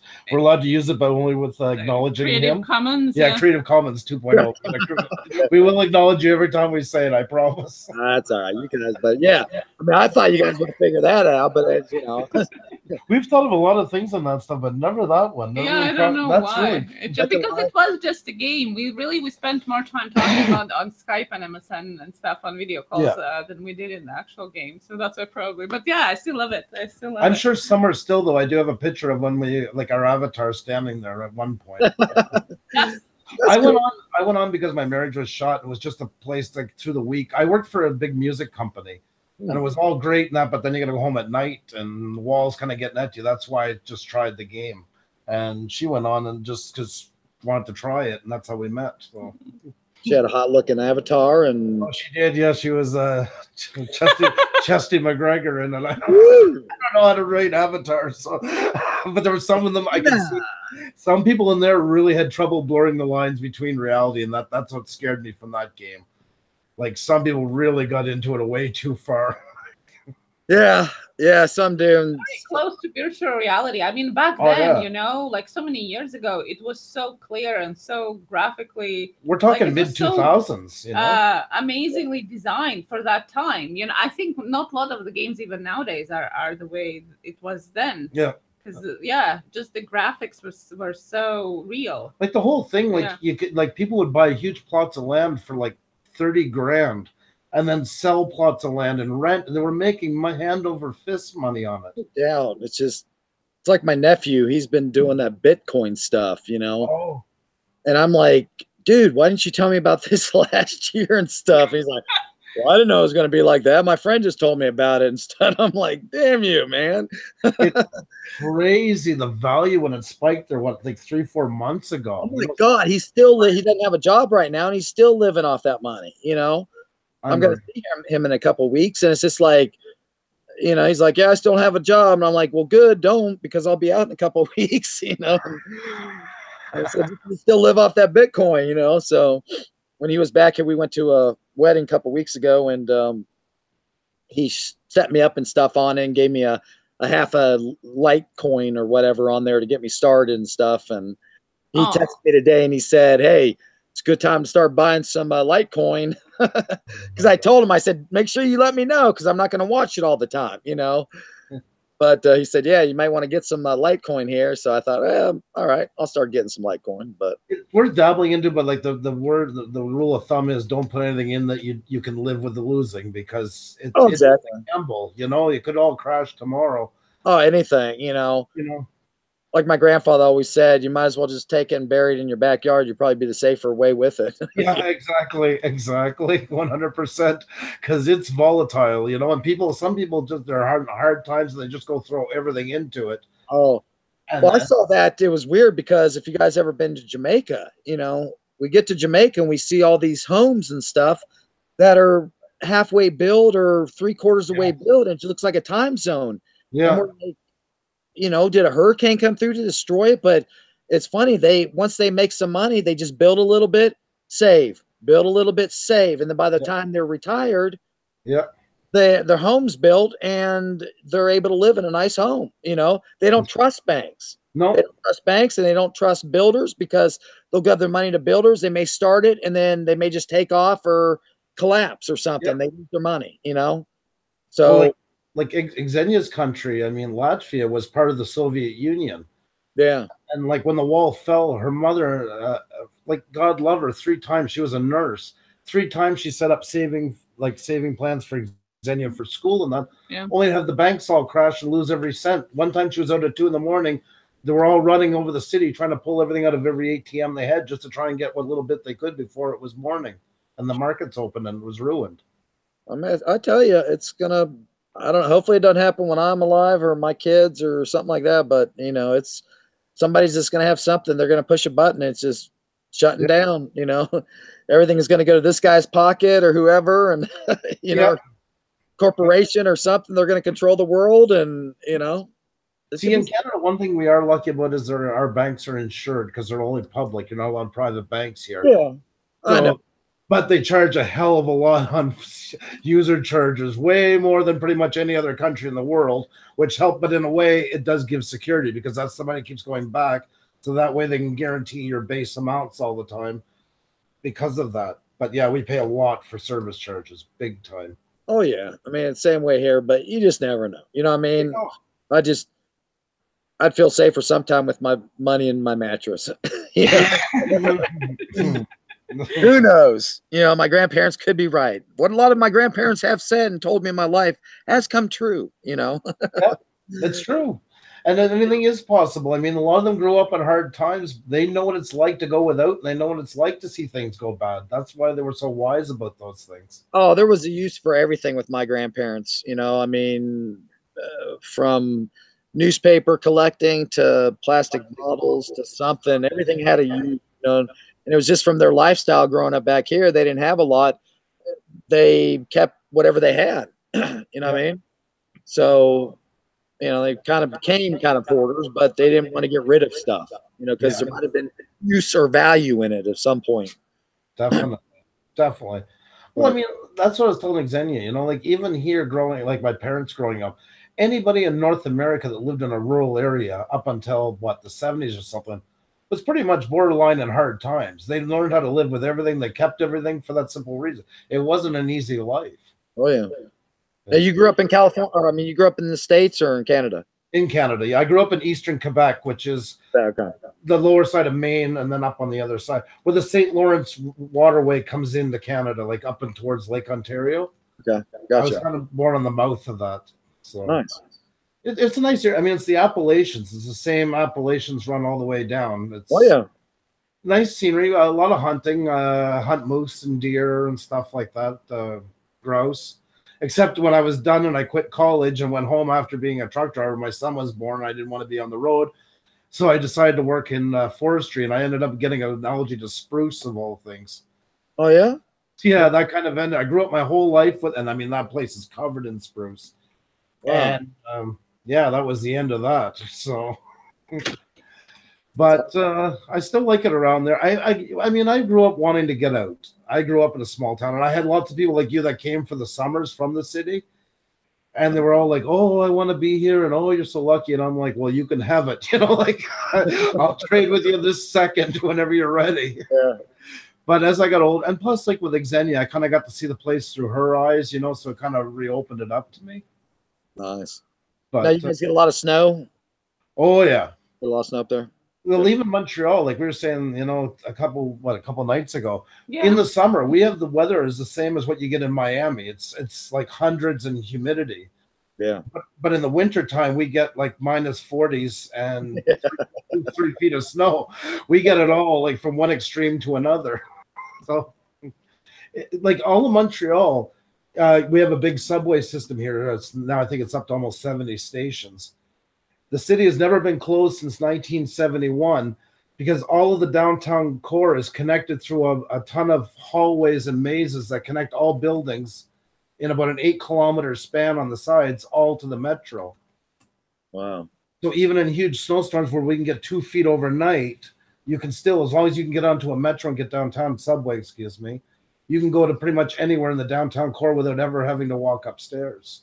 And that's why it was built that way, for that exact purpose, so the city would never shut down. Wow, that's awesome. It's nice. I like Montreal's a very European city. It's I was just going to show you. This is what it looks like where I grew up. This is basically about a mile from my father's house. Actually, the trail is where I take his 4-wheeler all the time when I'm home. Yeah, and it's all like a lot of maple and spruce, like everywhere. Oh, look at that pretty, yeah. It's a lot of maple sugar camps all around that area. There's probably 3. There's even one old guy that still does it with a big, like, I don't know, 100-gallon cauldron. You know, the old style. Yeah. But yeah, it's a nice area. It's amazing. Most of my rural videos you'll see are all shot around there. Mm-hmm. But that's amazing. We lived in Saskatchewan for a while too. That's where our daughter was born. I was driving truck. I went back to it after the music business. I went out there and drove truck hauling crude oil right over North Dakota. That place is a whole nother story for scenery. It's just flat for so many miles. And there's 4 moose that moved there for some ungodly reason. They got away, like they came from this place called Moose Mountain, which was probably about 200 feet high at its best highest point.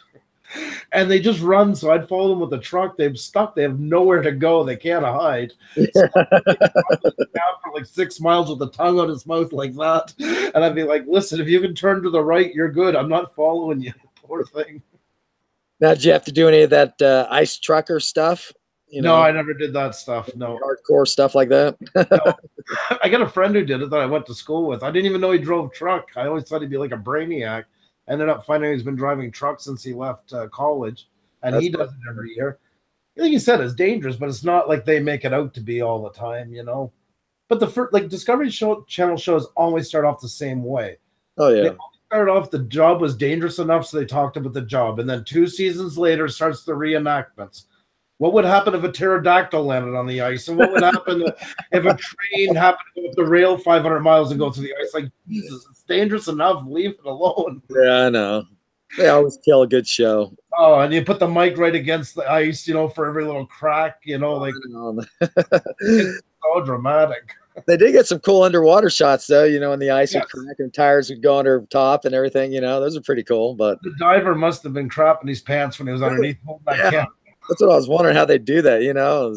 But yeah, no, it's good in that spot. I mean, they were cool guys, you know. It just those shows tend by the end, like the last seasons, it was getting so, like, you know, they brought out the girl Lisa, and you could tell where this was going. Oh, she'll have a cry, but she's going to show them how it's done, and it's like, God, you're losing the point, you know.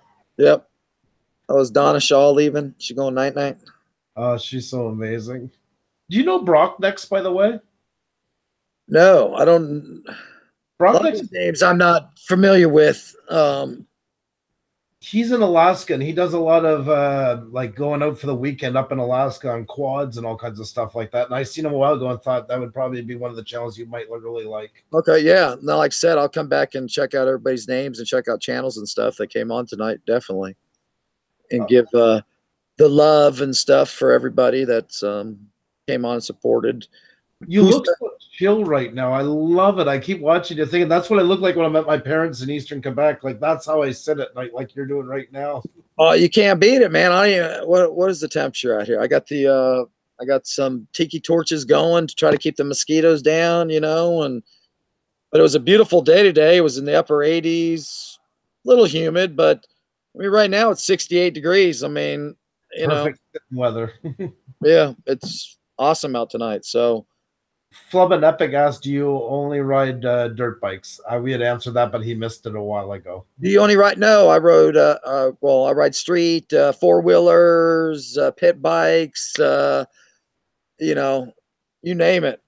If I can get on it, I'll ride it. Cars? Do you ever race cars or anything like that? No, but I always tell my wife I should have been a race car driver.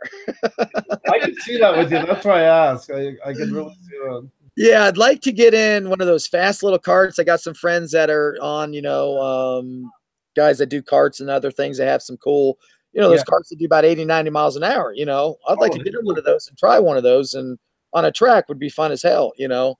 I've done go-karts and different things, but who is this videos? Our haunted trap. We are on the other side of Pittsburgh, Eastern Ohio, aka West Virginia. Okay. They're a really cool channel. They husband and wife, and they go around like old places that are considered haunted and stuff. Ooh, see, I like stuff like that because that's what I like about West Virginia. And you know, like the last video that I had with my dirt bike one, my buddies took me to an old train trestle, or you know, a train thing through the, you know, the dirt and stuff, or through the train tunnel. Oh, cool. You know, that was built back in the 1800s, you know, by hand and everything else. And you know, if we see an old house or an old barn or something, it's just, you know, you got a lot of old stuff here. And then that wedding I was just in, I think I posted on Facebook or something. It was built in 1842. Wow. I think it was 1846, maybe 1846. So the house was actually built in the state of Virginia. But then in 1863, it became West Virginia, so the house actually became in West Virginia. Yeah. Wow. So, interesting. That's kind of weird, huh? Yeah. The house is beautiful. I mean, they've done a little bit of, you know, stuff to it and things like that. But, you know, the guy took us inside and stuff, and it's just amazing. The wood, you know, that they did by hand, carving the wood and everything, just how it was back in the day. And what they had to live, you know, how it had to been and stuff like that would have just been, I don't know. I don't think I could have done it. Panic D wrote, where did he write that? Oh my God, I was trying. Oh yeah, there he wrote. He goes, oh, I knew I like him. LOL. I said about you. So yeah, you got a new follower right there, I think. But yeah, I'm all into, you know, I like the haunted stuff. We got one of the, they may have heard of it, but every year they do the insane asylum here in Weston, West Virginia, which is called the insane asylum. They turn into like you can do tours and stuff there, but they do haunted house stuff, you know, stuff every Halloween for like a month. They'll do little Halloween haunted tours and stuff like that. And I'm sure. Have you been there, guys? I'm curious now. I'm sure you have been. Oh, they even one of those. Yeah, one of those stations, even like on Discovery Channel, one of those things even went there to do like the ghost findings or something there. You know, that one channel, I forget which it was, but they were there for a while. He talks about them. I can never remember their name, but yes, that's right, because I remember him talking. Yeah, they have been there too, yeah. Yeah, they were doing some readings and stuff back then, but you know, that's kind of a cool place. But yeah, I love going into some of these old houses and just think, you know, what the families were that were lived here and how many generations, and you know what I mean, just, you know, it'd be nice to have a time machine to go back in time and see what, you know, different areas was like back then, you know what I mean, just the struggles. And because you see pictures around, you know, the areas that I live in, some of these towns, the hillsides were stripped because, you know, they took all the wood and stuff to build the towns and stuff, you know, so the hillsides were stripped. And my grandfather growing up in the 20s and stuff don't even remember deer and turkeys and stuff like that. They had to go to the mountains for that because all the stuff down here was killed, you know, for food and stuff until, you know, what was it, Teddy Roosevelt and whatever in his act in the 30s and stuff started controlling forest and animal life, you know, and then eventually wildlife and forests and everything started coming back and things changed, you know what I mean? But, you know, just stories like that. I'm like, are you serious? You did not see deer? Like I can go, like I said, you know, people come back here, they want to see a deer. I could take them half a mile and probably see a deer, you know, I mean, most any time of the day. But he said back then, no, they had to go into the mountains to hunt for deer. And, you know, and a lot of people, that's their mainstay for meat for the year is, you know, a couple deer in the refrigerator. I've been reading more about that in the States. Funny you mentioned that. It was just a couple of months ago. I didn't realize the States went through so many periods like that, different parts of the States in like the loss of animal, like, you know, that they had to, like you were saying, they had to go up in the hills and that just to look for it. It was a real big problem. I didn't realize the extent it was. Oh yeah, I mean, because back in the day, then, you know, you're just shooting whatever you can shoot to kill to eat. You know, this is the way of doing it. And, you know, thank God, because, well, I mean, now, you know, we got it hunting. You know, people say hunting's not ethical and stuff like that. But if we did in West Virginia, you'd probably be hitting a deer about every other day. You know, that's what's happening at my parents' house right now. Like every night, there's 6-7 deer walking around the house. They're not afraid of humans. Yeah, there's deer on the side of the road everywhere. They're begging for them to open up the season because right now it's only one deer a year, and you got 1 week in October. Wow, really? Okay, you got to put on the second hunt. Okay, we have, geez, we got a like a buck only, and then you have like a deer season. You can, you know, a bow season, a muzzle loader. I mean, you could take. Yeah. Okay, you could probably take about up to 7 deer. But you can't hear, like if you get one in bow season, because bow is earlier and so is muzzleloader. Okay. So you get it in bow, you're done for the year. You can't hunt another deer. Really? Only one per all year, whether you do it with bow, muzzle, or rifle. Wow. Okay, so you can get like 2 stamps for gun, for buck, 2 for doe, 2 for bow, 2 for muzzle. You know what I mean? There's some like you can get 7, 8 deer. They, you know, they're opening up so much in different areas to try to control it and stuff. And it's still, you know, it's still out of control. But urban deer, we got a lot of urban deer. Yeah, crazy. People have to put barbed wire fence or, you know, electrical fencing and stuff around their plants and things just in their front yard just to keep them away, you know. I can't even, I forget what the price was. Ridiculous. My mother buys this spray shit. You spray it on cloths and you hang it on your trees, especially like cedar or young apple trees and that, to keep them away. You know, it does work, but it costs a fortune. Oh yeah. And some farmers too, they can get special stamps to shoot deer for crop damage and stuff. If they know that they have a lot of crop damage, they can, you know, take a lot of deer out. And but what I've been seeing a lot now too is coyotes coming back in strong. And back in the problem with letting the deer population build up too much. Same thing there. That's what they were also saying. That's exactly what's happening. Coyotes are coming strong, and you hear farmers around here shooting a lot of coyotes and stuff. And they have been bringing some elk down in the bottom part of the state and Kentucky and bottom part of West Virginia and stuff. They haven't come up this way yet. But also they've been doing some bald eagles. Also, we've had different areas in PA and West Virginia. They've been bringing bald eagles back and building nests and stuff and letting them, you know, they got cameras set up and things like that. And, you know, once in a while you see one of those flying over and they're just amazing to see. And I've been seeing a lot of red-tailed hawks too. And it's just a lot of animals are coming back, which is nice to see, you know. Well, that's the thing. Like, and like for moose, we're 2 people for 1 moose. So like you and I would have to, even if we hunted apart, if one shoots one, we got to both put our tags on that moose. You can't have one to yourself. Well, hell, they're so big. I mean, hell, I have to help you carry about half the damn thing out of the forest, you know. And you know, it's just I watch shows and stuff, and they're like backpacking those things out, and you know, it's like Jesus Christ, it takes all day to, you know, gut the thing and field dressing. It's a couple hours. You know, and then by the time you're done there, it's nighttime. You might as well pack that night and camp out and sleep the next and go out the next morning, depending how far you're into it, you know. See, we're lucky today with 4-wheelers and stuff. Years ago, when you had to quarter everything up and carry it on your back, it's like, oh yeah, that's a lot of the hunting shows and stuff. They still kind of make it, hey, we're out on horses, and you know. Yeah, of course, yeah. But you know, it's just me alone and my 10-camera crew, but I'm alone here, you know. They make it that way. But yeah, I forgot about all that stuff. But still, you know, just seeing one of those animals and just shooting it and imagining just having to get in and gut it. You know, when I gutted my first deer, that was kind of a big thing because they called me kind of a high-tech redneck. You know, the cell phones were coming in. I'm up at my tree stand calling down to my buddy to tell me bring me up some food or something, you know, and he's like, what are you doing? Get off the phone. I'm like, well, dude, I'm bored. I'm sitting up here on a tree stand and nothing's coming. He's like, well, yeah, because you're on the phone. Well, okay, well, get your ass up here and bring me some food, you know, or run me some deer. Go off on the other side and run something to me, you know. And but yeah, so the first time I shot this, it was a little small 4-point buck, and yeah, they showed me the way to do it, and yeah, it wasn't the most pleasant thing I could tell you I've ever done. You know, half your hands up inside of a dead deer, kind of, you have respect for doctors. Yes, exactly. Lost her very quickly. Well, you know, my second daughter was born. She was C-section, okay?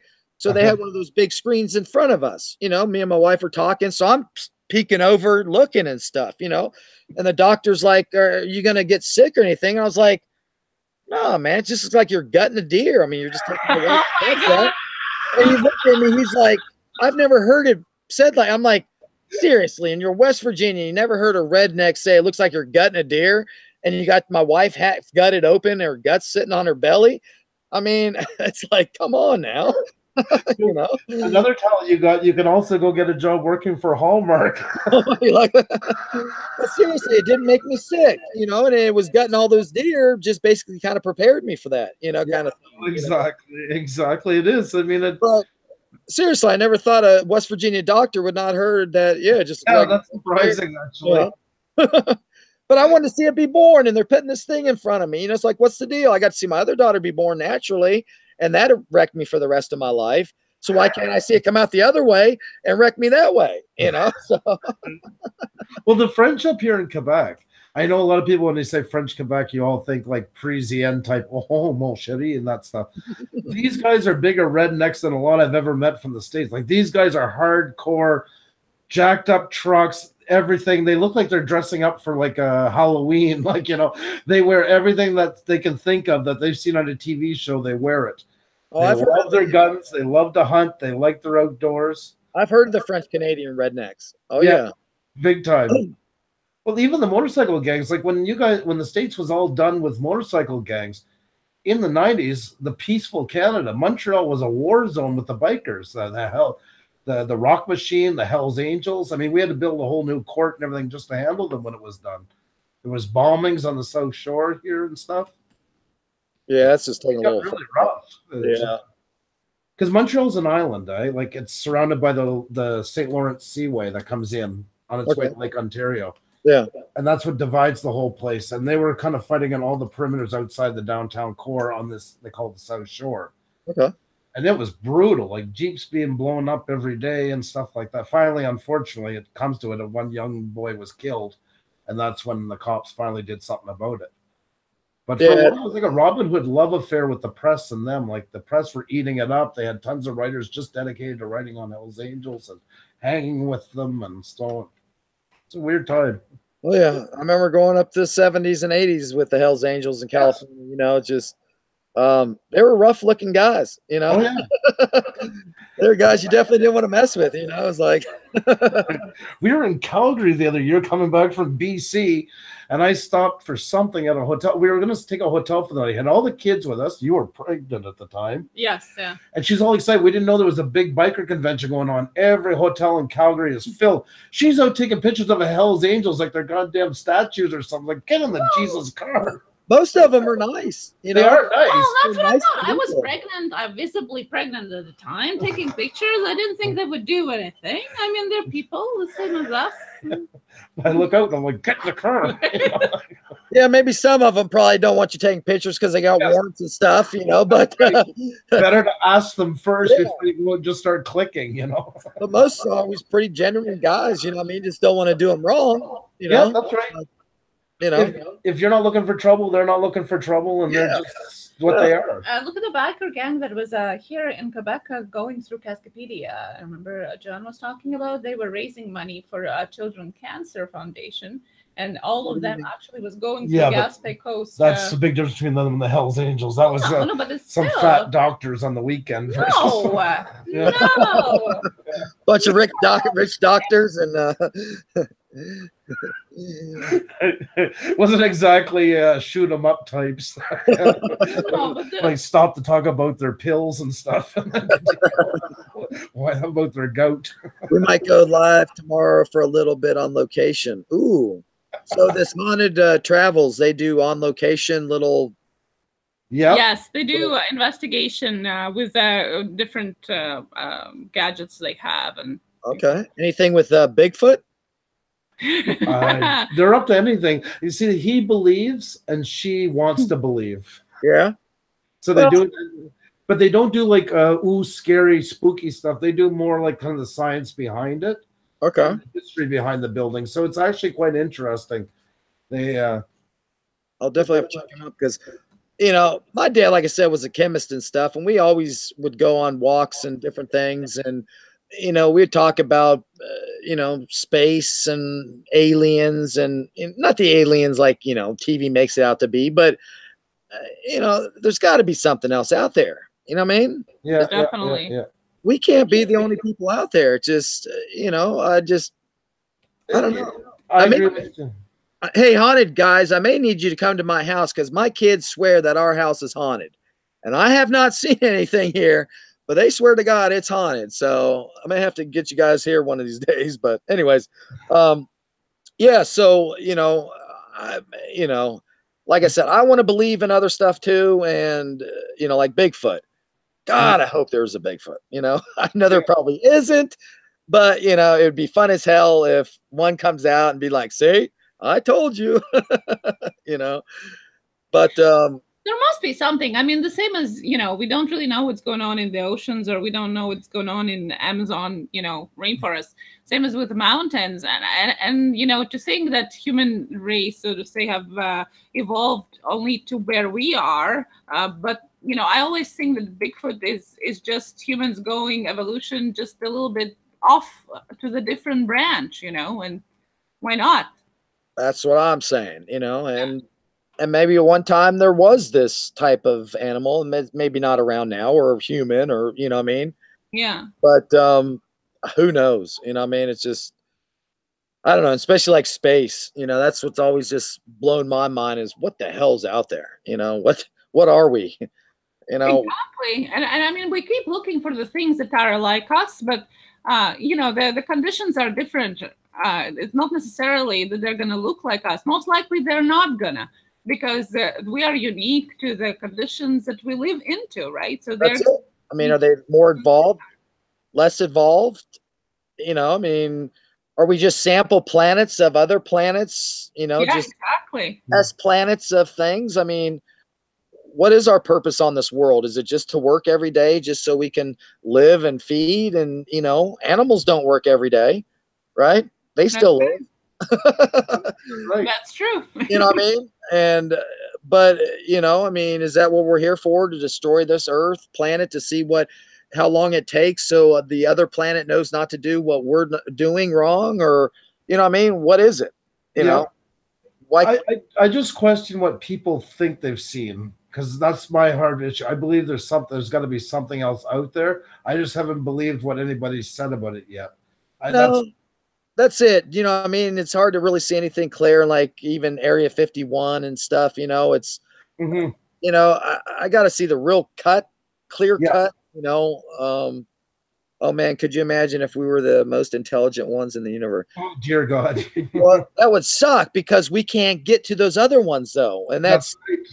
You know what I mean? And right. It sounds pretty hopeless if we are. Yes. That's exactly I hope not. You know, but I want to know what's the main thing or whatever controlling it. You know, like I said, I'm sorry if anybody's really into religious and that side. I had two sides of my family that one was and one wasn't. And the one wasn't, as growing up and through college kind of made sense, you know, and things. And, you know, my grandmother always said, you got to have faith in this and that, you know, and I told her when she dies, come back and let me know if there is a heaven so I can tell, you know, change my ways. But I have not seen her yet. And she said she probably couldn't. So it has to be more of a faith. So I don't know. And I admire people who have either faith in religion or faith like to believe what they've seen. I think I'm jealous because I don't have that kind of faith in me. I need too much black and white proof all the time. Well, I mean, that's it though. I mean, a lot of people are more you know, or, you know, they want to see the concrete evidence of stuff. Yeah. You know, that's, you know, people, well, you got the Bible. Well, no, you don't have the Bible. You know, it's been written so many times. There's so many other religions. There's so many this and that. And, you know, and I think religion in some ways is good because it kind of maintains maybe humanity in some ways, you know, but I don't push any religion on anybody. And like I said, if I was going to follow any, it'd be a Rastafarian, you know, religion. But yeah, it's just, you know, I know there's got to be something out there. And, you know, if anything, what I would hope is reincarnation. I would like to come back as somebody else, something else, you know. Get another kick at the can. You know, it's, yeah, you know, I don't remember any past life experience. So maybe I'm new. You know what I mean? Maybe this is my new life.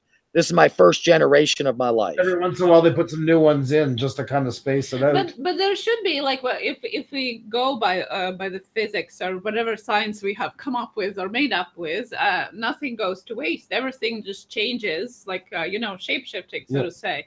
So not necessarily that people were people in the past life, but it's all the same atoms just changing the shape.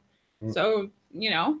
The energy. The energy is the same. It's just takes on different energies at the time of their lifespan, so to say. Yeah. And see, and Haunted says maybe it could be grandma coming back. See, and I don't believe in ghosts, Haunted, so I don't see it, you know, and I don't know if, you know, my grandma would come back and freak out my kids.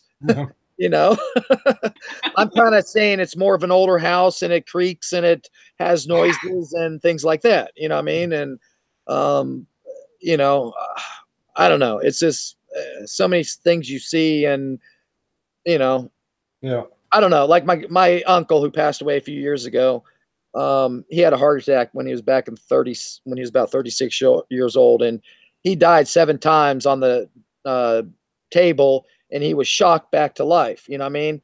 And at times he said he actually saw a light. You know. Mm-hmm.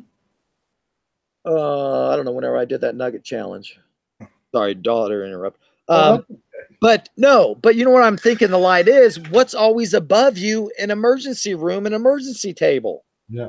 Yes. It's a bright light, you know? 100%.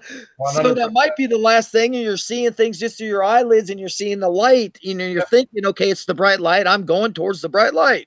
Yep. Well, yeah, and also brain goes into short, so you know, it's a bright light. That's right. So. But he swears that he saw himself above his body, you know, in that state.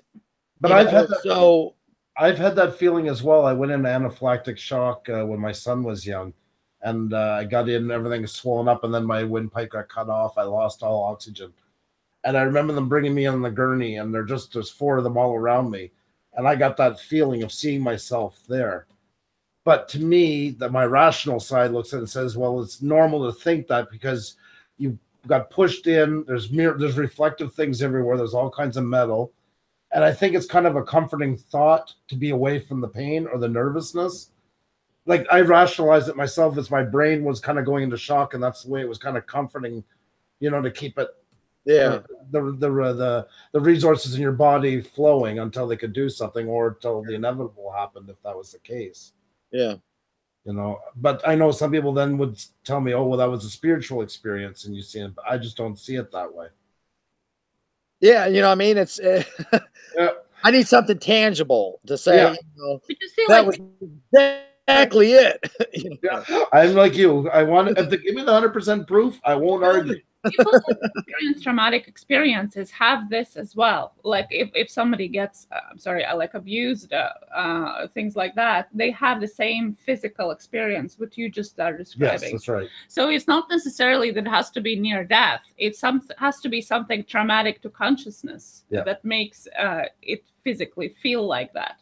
Yes. So it not necessarily is connected to death whatsoever. It's just because it traumatizes the consciousness, and that therefore it's kind of takes you out of the body, so to say. You know, so it's lots of things that can be explained scientifically, but we still don't know, unfortunately, or fortunately. I don't know if it would be good to know. I want to know. See, and that's the problem. I want to know why we're here. What's our purpose? You know, why do I have to go to work every freaking day? Why do I need to do this? Why, you know what I mean? Yeah, I want to know too, but would it be good? Like, I don't know. I don't know. Why though?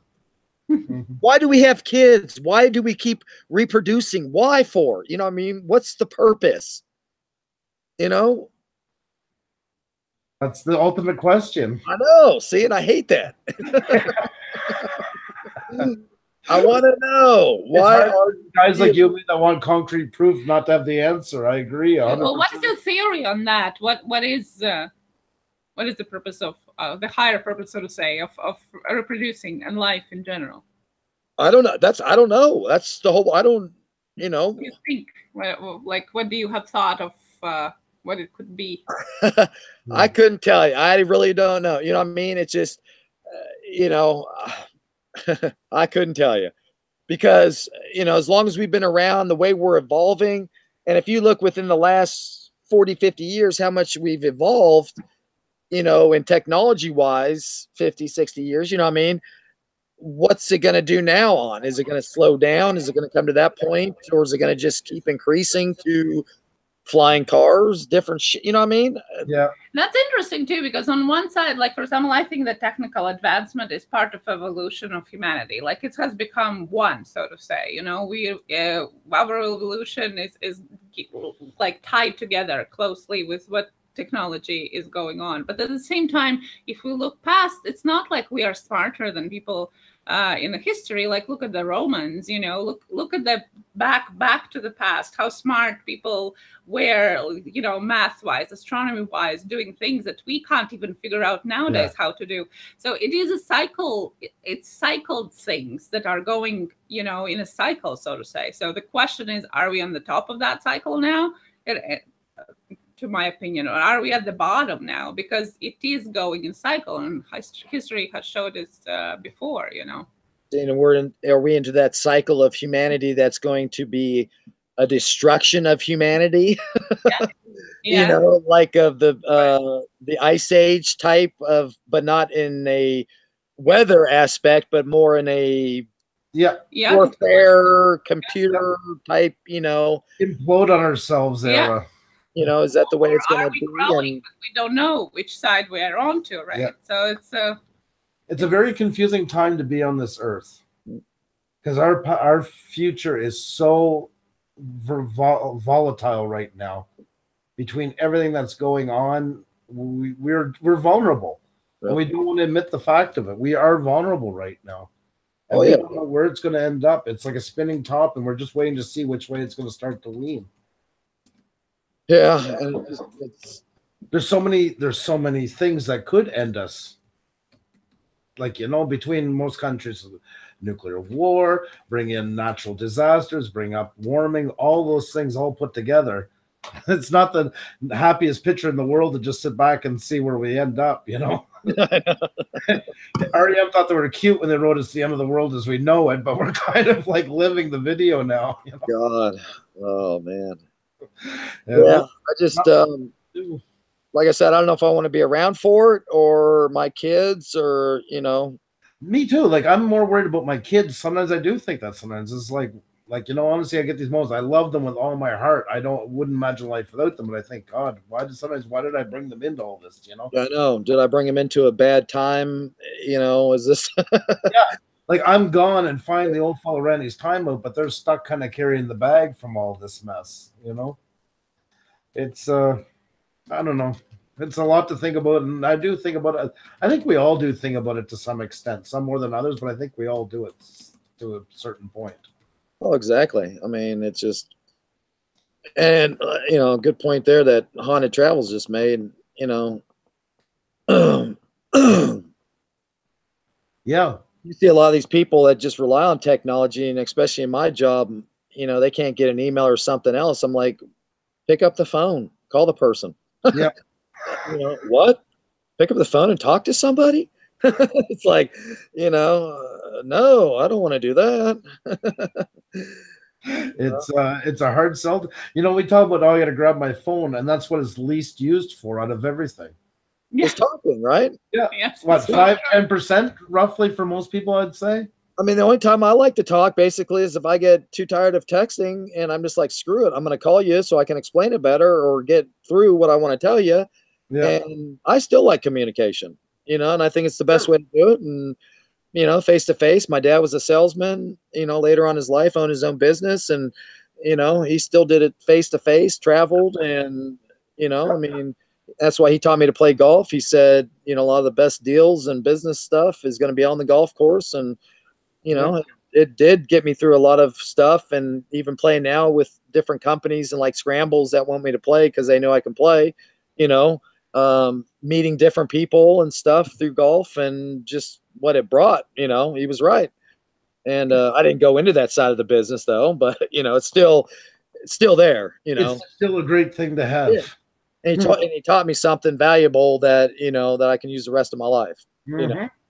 And but he taught me a lot. He died early. He died 69, and it's been about, I don't know what, 8-9 years ago he died, and massive heart attack, which kind of got him. He was down in Mexico, and but you know, it just sucks that he never really got to see my kids. He got to see them like one time when they were like 2 years old and or 18 months and like 3 or 4. You know what I mean? But we would always have these monthly conversations. You know what I mean? And you know, he still lived out west and I lived back here and stuff, but we would still communicate and we'd still talk and just still have like monthly conversations. Like if we were still, you know, like as technology was now, we'd probably have these kind of face-to-face conversations on, you know, face chat or FaceTime or whatever you call them now, you know what I mean? Right. Or Google Hangouts and stuff. But he was one that I always go to and ask questions, you know, and just things like this, you know. What the hell are we doing, Dad? What the hell are we doing on life? And he just rattle out something for about 2 hours. And okay, you still didn't tell me anything, but all right. It sounded good, you know. But he was the type that he was so, you know, he'd have like a book that he'd wake up to that he'd read for a little bit in the morning, a different book he'd read like maybe a nap time at lunch, and then a different book for like nighttime to go to bed to, you know what I mean? Very intellectual, you know, that type of person, being a chemist and everything like that. And I didn't get any of that. Yeah. I don't know what happened to me. The book smarts kind of went out the door in California.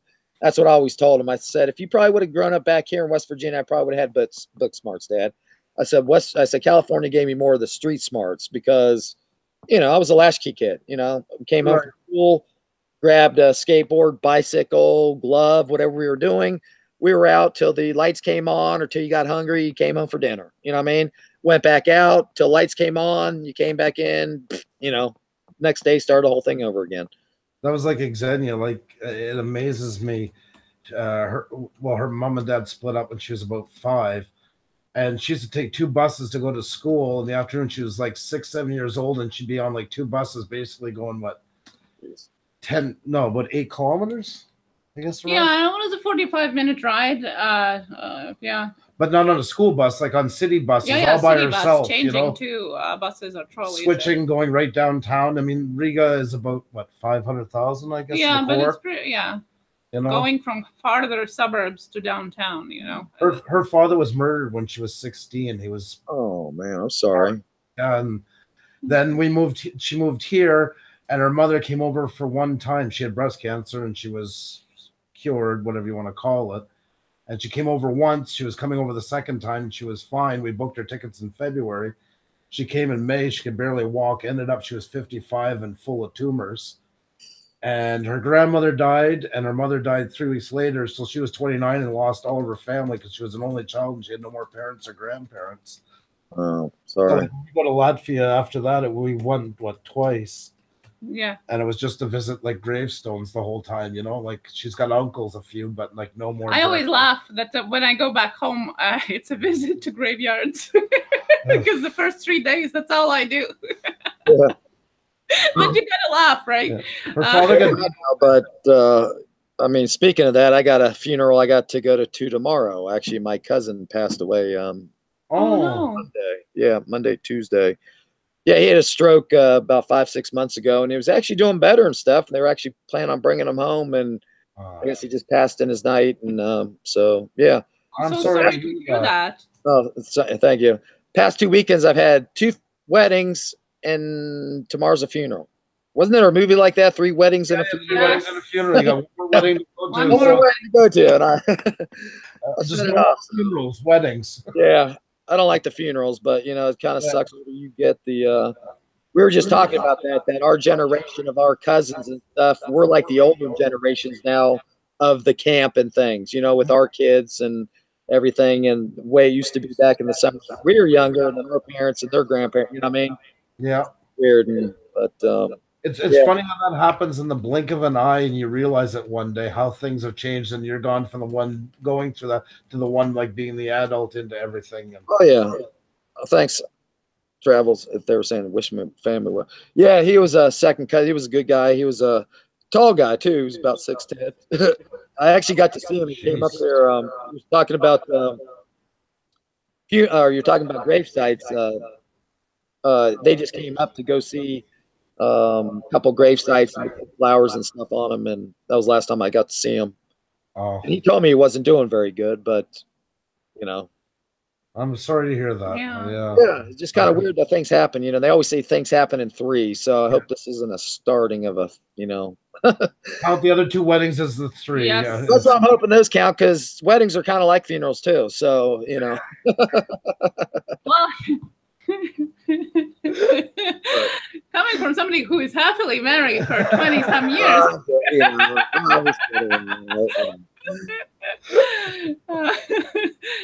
I live on comedy. We do weddings. That's something we used to do. Well, we still do some, but Xenia was sick, so we kind of backed off for a while. But and it's funny with a wedding, the feeling of the day. I'm watching them people go around, and I'm thinking like, this is such a circus right now. You know, like I'm on the outside looking in. You know, and I'll be when I'm doing video, I see people as shapes. I don't see what they're doing. I see, like, you know, when an artist first draws, they do all those circles and triangles and squares. Oh, yeah. That's how I see everybody in the lens. Is like, that's when I shoot anything. If I'm shooting trains, it looks like a long bunch of rectangles coming with another big rectangle, which is the trees. Yeah. But then there's those moments where you're changing batteries and you're watching, and it's like, God, you're going broke for the next 10 years for this burnt out day that you'll never enjoy, and everybody will complain that you didn't do the right way, and you know, there's drama and this and that. It's like, oh God, just go to this courthouse, get married, have a reception, have a honeymoon. You know what I mean? Like, save everybody the anguish. That's right. That is 100% right. Or have it, then go have your honeymoon, then have a reception when everything's cool, calm down. You know what I mean? People do that. 6 months, that's how they'll have it. You know? Yeah, it is. You know, don't try to force everything all at one time. Yep. And they don't do this like $200 a plate, and they go to a good place. Usually, you know, enough just to cover all the meals and everything else. They don't get rich from it. They also don't go broke. Yeah. You know. We got married. We eloped, Xenia and I. We got married in Iceland. We had a Viking wedding in Iceland on Canada Day. Oh, that'd be nice. Yeah, we left all the kids at home, and we just took off on a plane. And there's a TV show on History Channel called Vikings. I don't know if you've ever seen it. Floke gets married to Helga. Well, that's my wife's. That was Xenia's wedding dress. We had it recreated for the wedding. We brought in like 20 screenshots to this lady on St. Hubert Street. It's like the wedding district, and she does medieval clothing, and she also does wedding dresses. And we come in, and she spent 3 weeks and put it all together. And wow, nice. Because she wanted a different wedding dress, and I'm not much for picking out dresses, so that's the first time. That was a first for me. We just watched that season. I went back and watched everything like in fast forward. I'm like, That's the dress. There's the one. No, yeah, because you know, when I went to the wedding salons, and then you go in and you say, well, I want something different, and they look at you like you have like 5 heads, because I guess everybody who comes in says I want something different, but I really wanted something different, like no, you know. So yeah, so. That was our wedding there. That's us on the wedding day. Oh, that's awesome. That was a 700-year-old Viking site. It's an actual burial ground. There was a big, it's called Whale Bay, and there was a huge whale skeleton like 100 feet away from the site. And wow. It was a hurricane that day. We had 100-kilometer winds and rain. Yeah, the priestess pagan wedding, she actually called and wanted to cancel. Well, she asked if we wanted to cancel because it was raining and pouring. It was flood warnings everywhere. Yeah. So she thought that maybe we got scared, but we're like, you know, rain on the wedding day is for good luck, and you know, it's like our life. It tells through the storm, and you come out in the sunshine. So we went. Well, I don't know. My wedding day was in the middle of, or it was July 5th, and it was hot as hell. Never rained. And I'm still married. Oh, there you go. Well, I guess it was extreme. It was hot as hell. Yeah. So there you go. All right, so maybe the sweat was like rain. Then it was. That's right. But everybody said, you know, it's good luck when it rains. And I'm like, well, hell, it didn't rain on my wedding, and I'm still married. What happened here? Well, I was Catholic. I mean, we're both Catholic. Excuse me. So I would have had to have my first wedding annulled and blah, blah, blah. And I didn't care enough to even consider the option of paying a priest to get married again. Yeah. So we're just looking at different options. And because pagan weddings are recognized in Iceland, Canada will recognize a wedding as long as it's recognized in the country you got married in. So. Oh, nice. And pagan wedding is the same as any other like Native American wedding or Aboriginal wedding. It's a ceremony. They're all based on earth, wind, fire. They're all natural elements. It's pretty much the same thing wherever you go. Oh, but it was kind of cool. I liked it because it's more tangible. It's not like so much a spirit in the sky. It's about the earth, the wind, and building up and coming down and changing form. It actually makes more sense to the brain than it does to think of something mystical in the sky. Yeah. You know? You have to hear the same ass freaking wedding song played over. Yeah, that's right. Well, we didn't know anybody there. We left the kids at home, so all we had was the photographer and his wife and the lady who married us. And she went and decorated the whole house for after the reception. We didn't even know about that. And she brought us in her house, and she had the whole house done up with the Icelandic flags and the drape. And nice. Like 5 hours with them and drank coffee and had food. Yeah, oh my God, it was so nice. Drink. And the priest is really cool because they're always kind of Nordic style, and they all love like heavy metal and everything. Oh yeah. Like, I like this band. I think you ought to like them. They're so cool. They rock so loud. And she's like got it cranked. I was like all like Viking. Dun, dun, dun, dun, dun, dun, dun, dun. Oh, dun, dun, dun, dun. And I'm like, I love this. She was so cool. I loved her.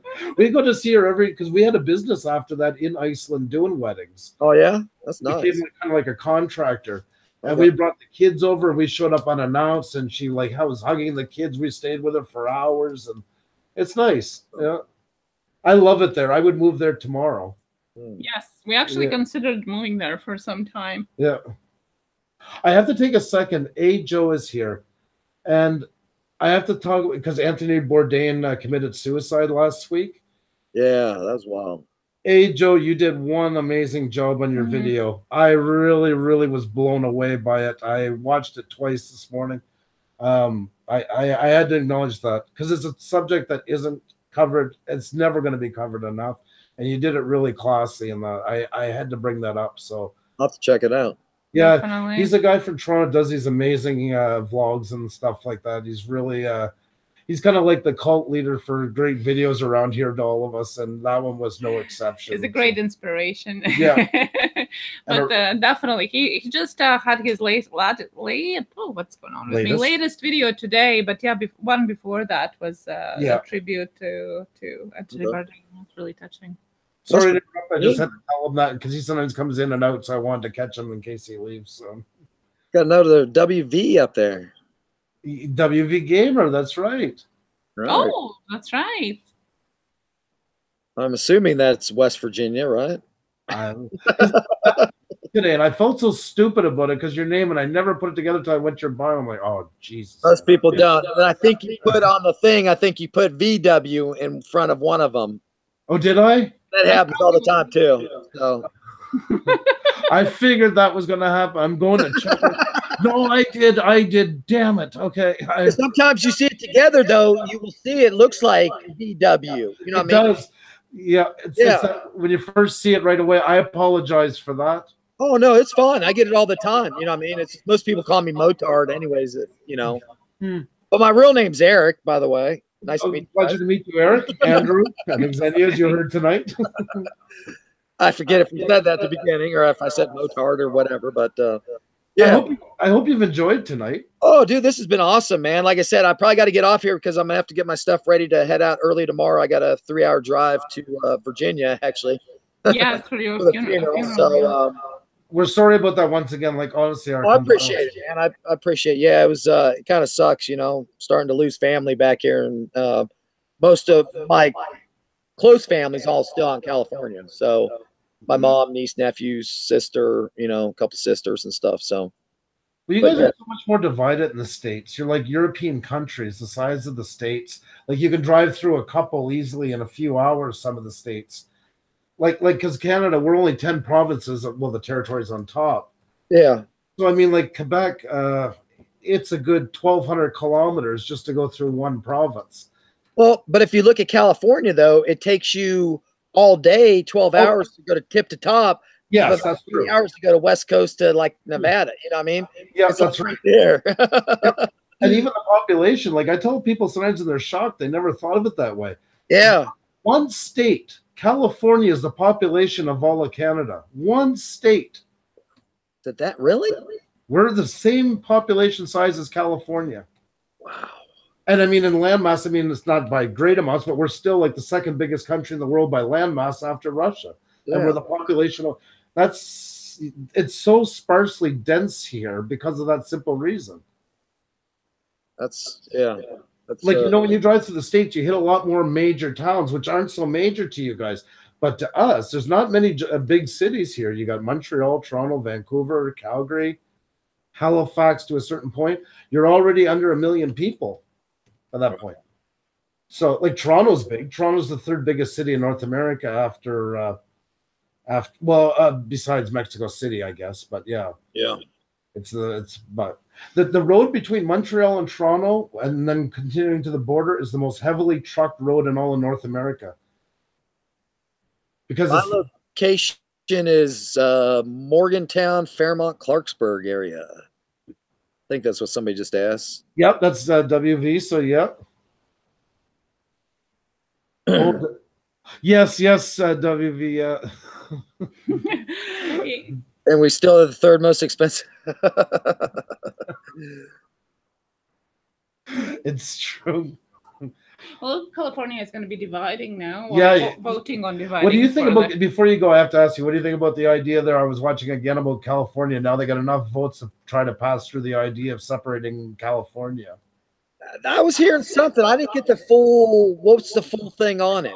Well, now they want to do, it's like years ago, there was a couple of years ago, they were talking about the 6, but now they want to divide it in 3. So there'd be Southern California, then there'd be California, which is basically all the LA area and around. Yeah, and then Northern California. Northern, okay. And make it like 3 states. Where in West Virginia did he say? Morgantown, Clarksburg, Fairmont. I'm about 40 minutes from the university, West Virginia University College. The Mountaineers. Northern West Virginia. It looks like this. Let's see which way. This way. I'm kind of up in here, the northern. I'm like 40 minutes from PA, and PA's like right in here. Well, that's how they show it. If you look at it, it's the way it is. I love that. That way is Reese's, by the way, just so in case you. Oh. It's his other channel. Oh, yeah. Wow. California's supposed to break anyway, so you know you may have a, just divided up by the fault line. Yeah. When I lived in Palm Springs, you could buy beachfront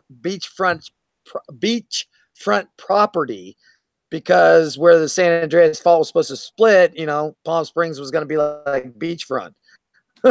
So yeah, it was the big thing about that, buying beachfront property in Palm Springs or out in the desert, you know. So I used to go to California a lot for business. I used to go out there a lot, and oh, it's awesome to visit. It's great.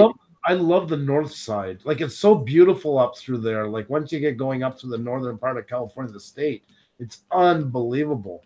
That's where my mom lives, up in Sacramento, northern part, Roseville. There's such amazing areas up through there. So I have that area to go to. But yeah, I better head off and get my stuff ready, and it's going to be an early and long day tomorrow. So sorry again. Well, listen, thank you for appreciate that. We appreciated your time. I hope you can make it back to visit us in the chat as well and stuff like that. You were such a pleasure. I'll come back. Definitely come back and check out tomorrow night. You said you had Colorado Martini's going to be on. Yeah, your fellow neighbor. Yeah. I'll be on, and I'll be banging some questions out for her too. So maybe like maybe we figure out. Maybe we dated. You never know. I dated a lot of women. You never know, my friend. That was older than me. You know, that was playable back then. So you were so awesome, my friend. Well, I appreciate you guys, man. And anytime in the future, if you ever need me back, or you know, if I ever done something good and you want to talk about it, bring me on. You know, so.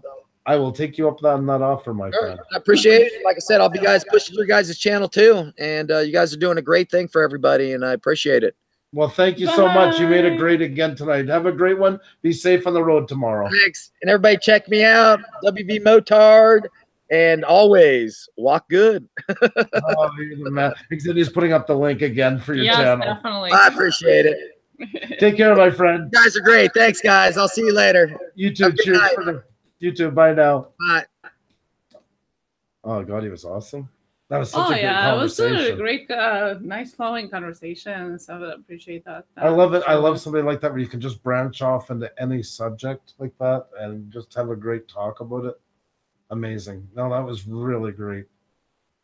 I hope you guys enjoyed it as well. Definitely check out his channel. Oh, thanks, Panic. You were so amazing. We really do appreciate it.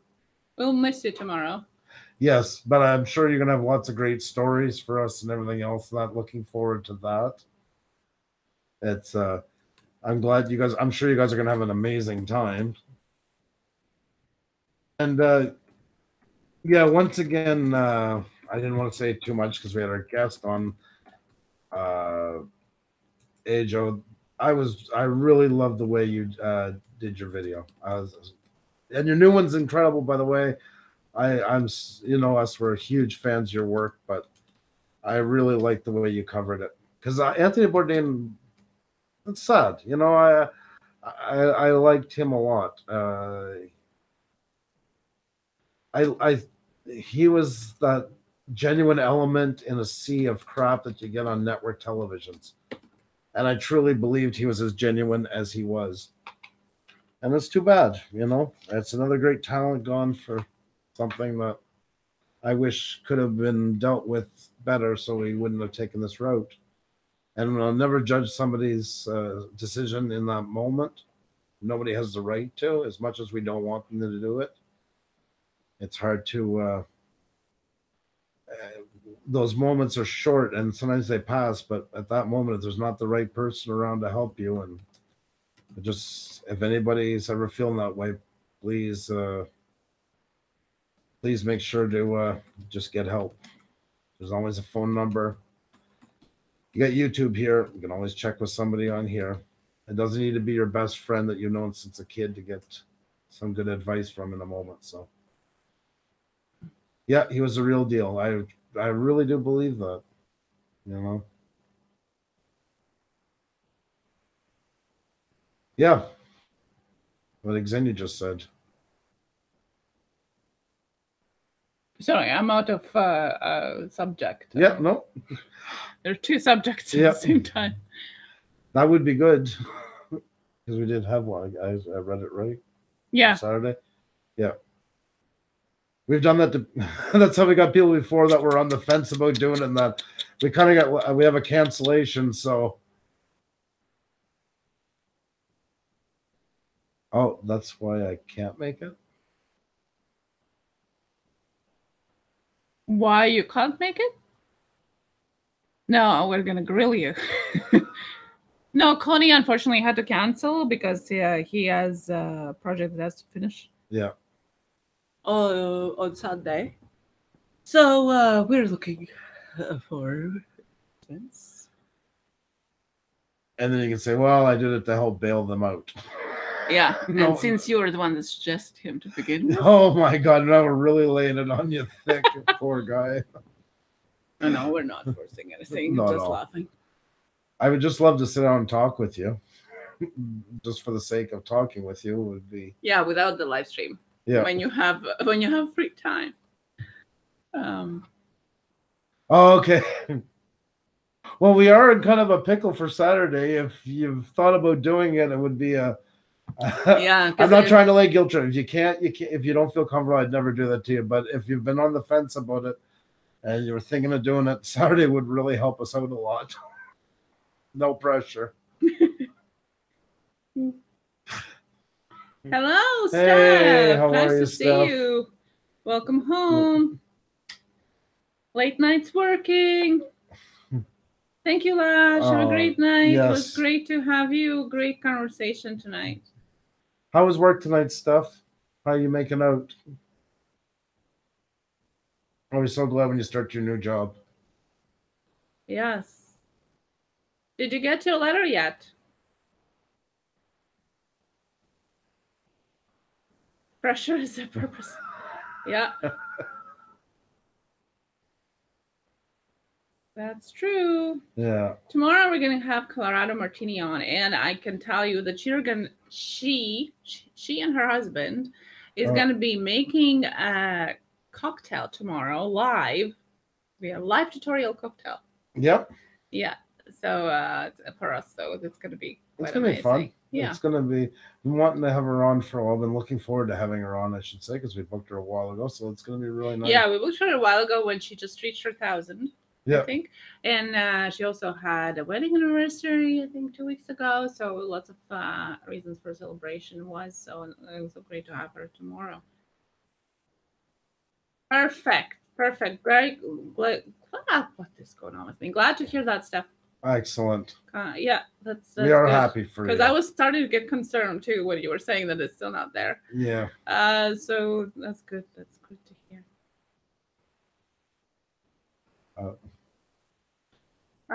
Yeah.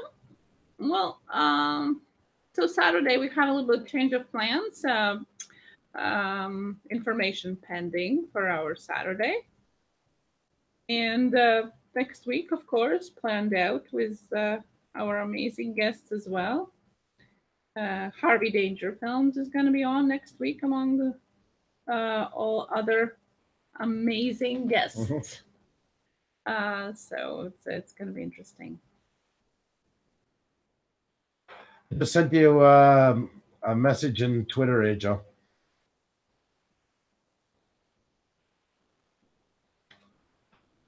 Oh my God Almighty! It's been. What did you guys do for your 1,000? Start the live streams? I have no clue. Yeah. Yeah. You are getting close. Well, that's great, man. You've been working it, so I'm gonna be we're gonna be the happiest people for you when you hit there. I wish I could join a couple more times. If I could, I would. You like the channel name? Which one? Yeah, I'm not sure which one. Yeah, you got my curiosity. Oh, Doodles. By the way, I wanted to say hi to you a while ago. Sorry, I was in the chat. Like Xenia said hi to you. I seen that. I hope all is well.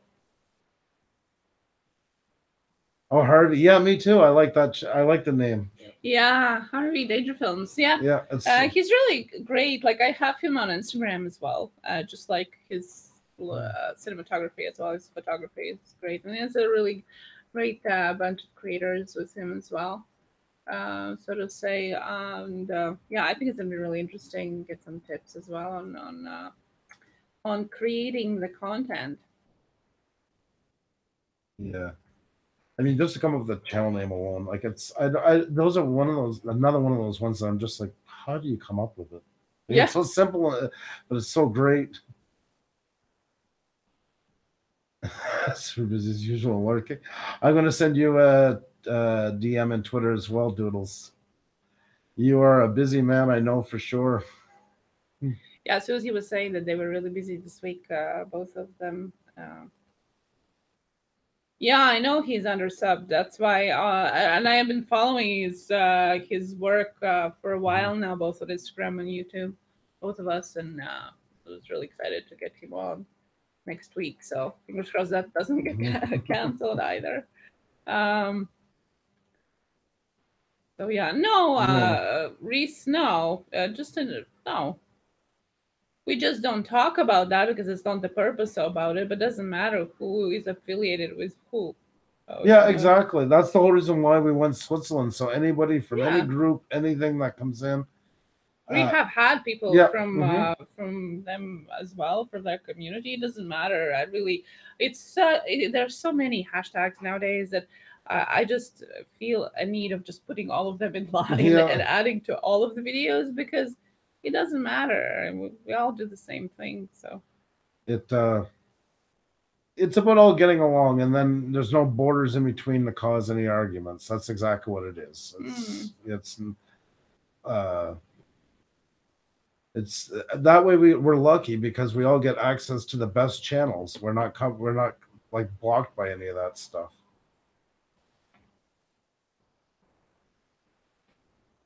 I don't know if that was a comment on hashtags or it's a hashtag off. He's tuning off, or I think he means hashtag off, like he's off of hashtags.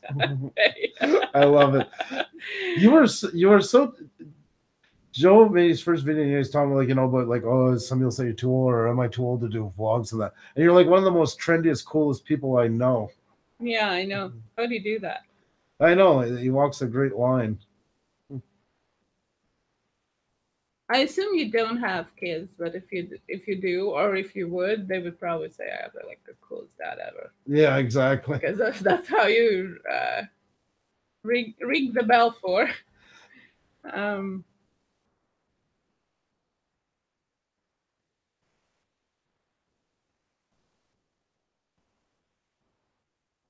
Speak no English. That's right. Не говорю по-английски. Я не понимаю по-английски. Да, правильно. Правильно. Правильно. Я не понимаю по-русски. По-русски? По-русски, да. По-русски, да. I didn't learn it with the da at the end, that's why. Well, da is yes, you're just saying? Or is that part of the way to say it? No, I'm just saying yes. Okay, that's what I was wondering. That was messing me up. You're doing it right. You kind of caught me off guard on that one. What? That's the only way to learn, right? Yeah, anytime, Reese says. This is what we do when it happens. We put the net, we throw a net out, and whoever comes in a net, when the old grandpa pulls it back to the shore, ends up there. Like I've gone in sometimes craft beer pours and that. There was a great example. We had a cancellation that afternoon and Xenia had a photo shoot. So I drove over there and I'm like, I'm going home, and my old faithful is just to go home, see what live streams are on and go in and catch them right there. Cause you need a definite answer at that point because you don't have much time to play around. So that's what I do. Just go in, and that's how I got them. They were actually on the beach enjoying Labor Day weekend with their kids, and then we came along. Yeah. Oh, I like panic these. So it's funny. Because they were nervous of coming on. They told me that before, but then I kind of got them on the spot, and they went along with it. They actually had a really great time. That was a fun live stream. Yeah, I like panic these. I found out tonight why my mom wasn't getting notifications. She said she kept clicking the bell every time I said to ring it to her. Oh my goodness. Yeah, I'm curious too, best friend. His mom was in a live stream last weekend. Was she? Yeah. Oh, that's so cool. Yeah, but it's so so funny. Oh, it's such a mom thing, eh? Yeah. It's so innocent. It's a dedication. Yeah. Well, you told me, right? Exactly. Why are you telling me to ring it if I don't have to? Oh my God, it's like the funniest thing. They take everything so literally. You gotta watch. I noticed that with my mother and them too. If you tell them everything, you gotta really specify, like only do this once or whatever, because that's funny. Like they sit there and they write everything down. Now, how do you go on the net? And you have to walk them through the steps and how to do this and that. And it's like, God, you got to understand it. It's not like a line by line thing, because God forbid the icon moves one line over, they're lost. Yeah, definitely. You need to bring. I think Share had his mom on his last live stream. That's cool. I like that. Yeah, so it was quite interesting. I thought about it if my dad was up, maybe. Well, Xenia brought it up, but I don't know now if he would or not. A couple of years ago, yeah, but I think he wouldn't want to be on for the full stream. No, and I mean, really, you know, unless you are a YouTuber, like who would want to be on for the whole stream? Don't touch me, dear. I'm not girl for that me. God. That's French. That's what you call Fringlish.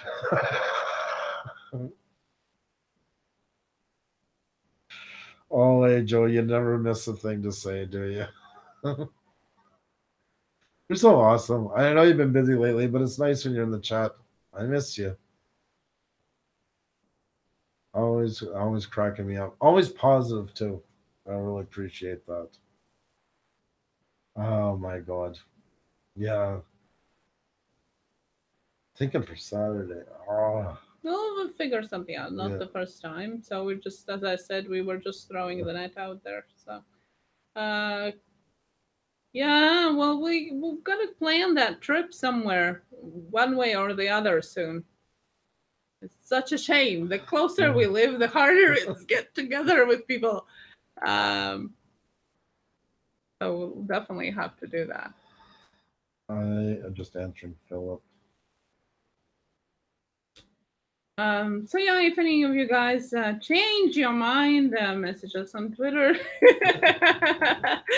And other than that, we'll see you tomorrow on our live stream with Colorado Martini and her husband. They both are going to be on making a yummy summery cocktail live for us. Don't touch the no parts.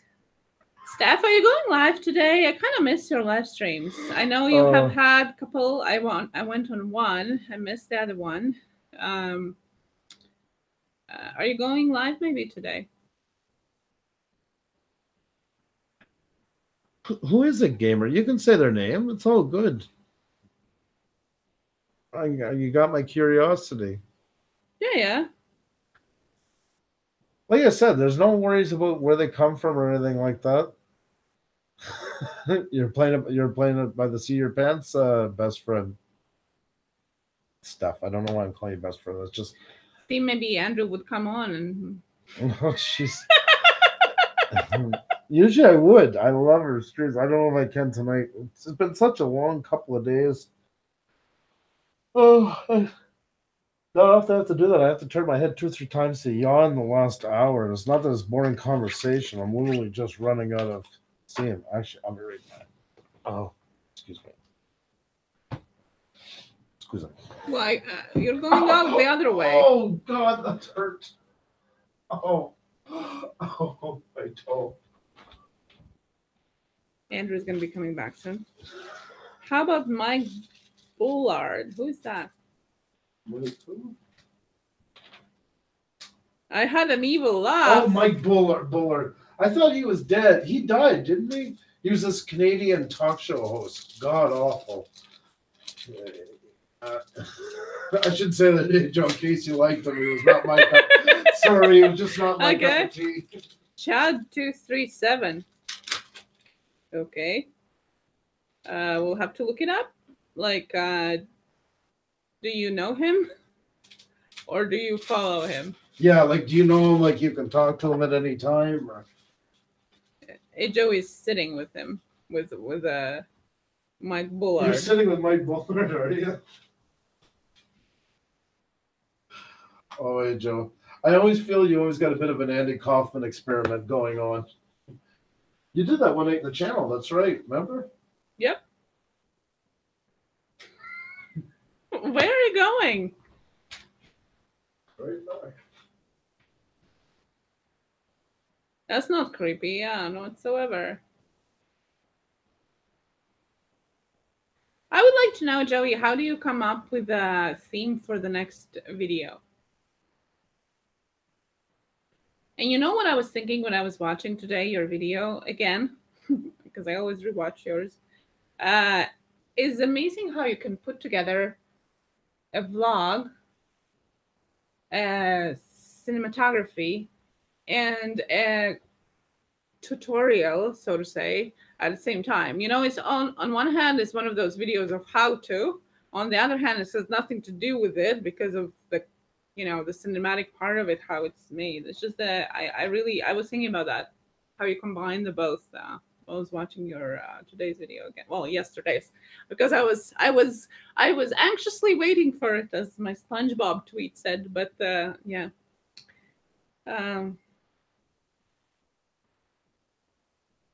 Oh, whiskey! It's whiskey, Andrew.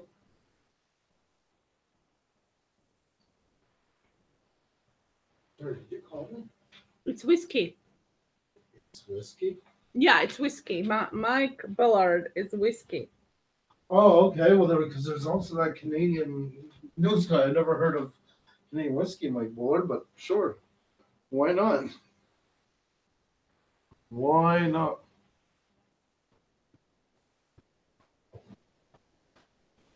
Oi. Okay. Yeah, I just pulled down my headphones. Yeah, I don't know, honey. We could try, but he has 41,000 Ks. I mean, we would love to, but usually it's pretty hard to get bigger channels to jump on right away. Yeah. Like, not that we wouldn't want to. It's just, you know. Coriolis effect, man. How are you? What's going on?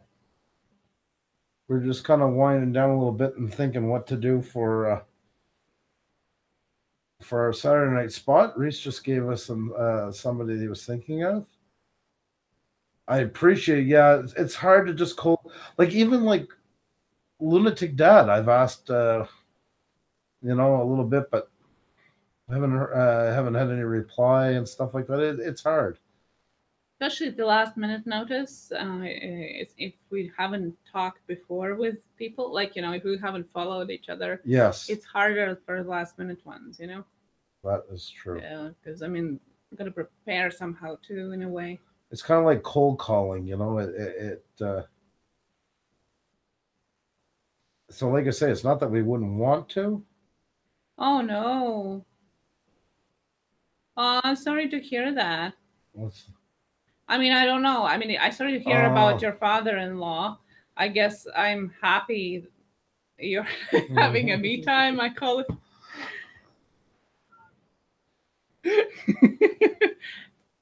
It's always two sides of it. See, I'm just taking a number in here.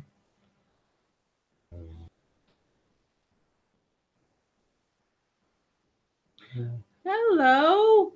Life with Ken and Jane. Hey. Guys, do you have internet today? Because we have just had a cancellation for Saturday, and I know we talked already of connecting depending on your internet capabilities. So I just wonder where you're going to be on Saturday. If it's somewhere that you think you're going to have internet, maybe we can connect this time. Yeah. Spleen removed. Wow.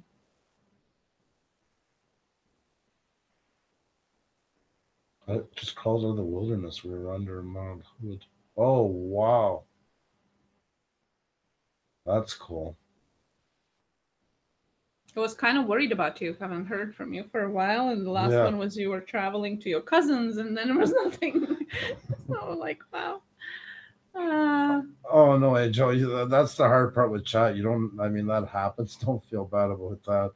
Corey, you should have seen Andrew sometimes reading the chat about people. The guests are talking about deaths in the family, and all of a sudden, slap out of nowhere. It's like, really, like push him out of the frame. We are at an RV park, and so you have internet on Saturday? But that would be, you're in Oregon, so that would be what, about 5 p.m. your time, if you're still in that area.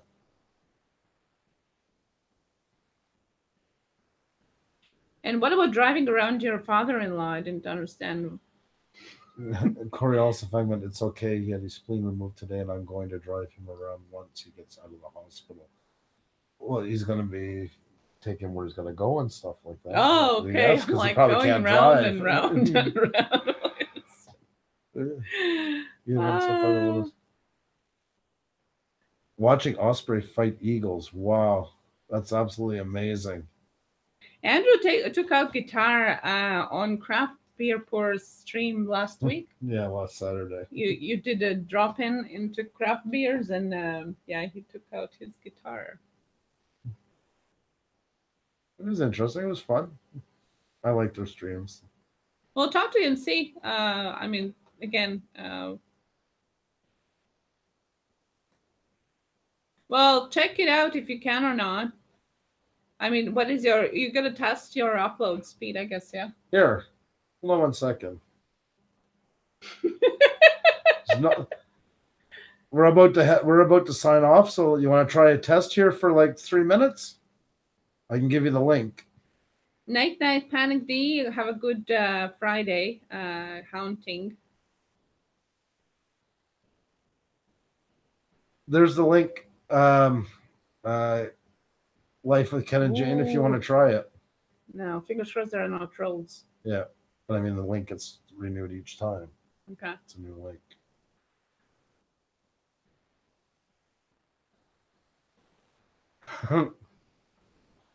Windy City Steve, how are you? Over at Brandon and Trish's stream, 117 likes, as Brandon is wearing an apron and chugging beers.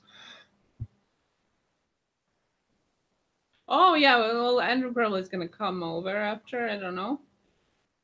Joey is testing his upload speed right now, and Life with Ken and Jane is doing. Oh, your video tomorrow. Thank you.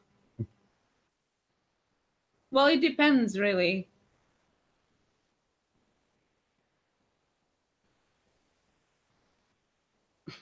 Toodles. Oh my god, you guys are funny.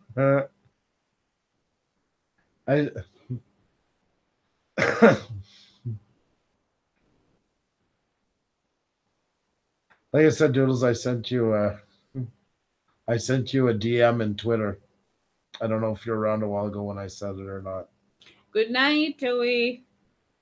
Let us know how that upload speed testing went. Yes, please.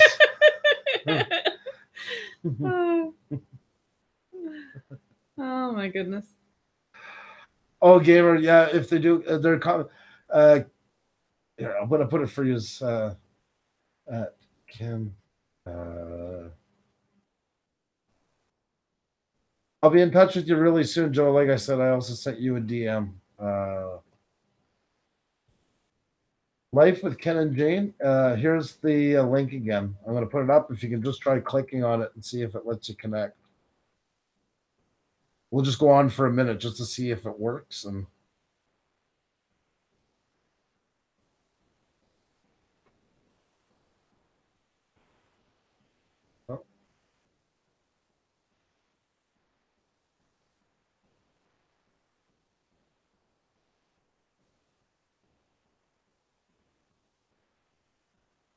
message.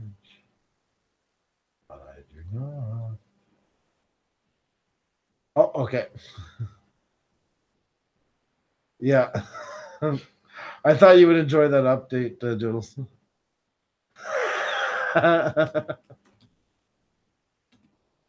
You are so awesome, Doodles. You and Susie. You're like the ultimate YouTube couple. Should renew your vows on a YouTube video, but just seeing both your hands.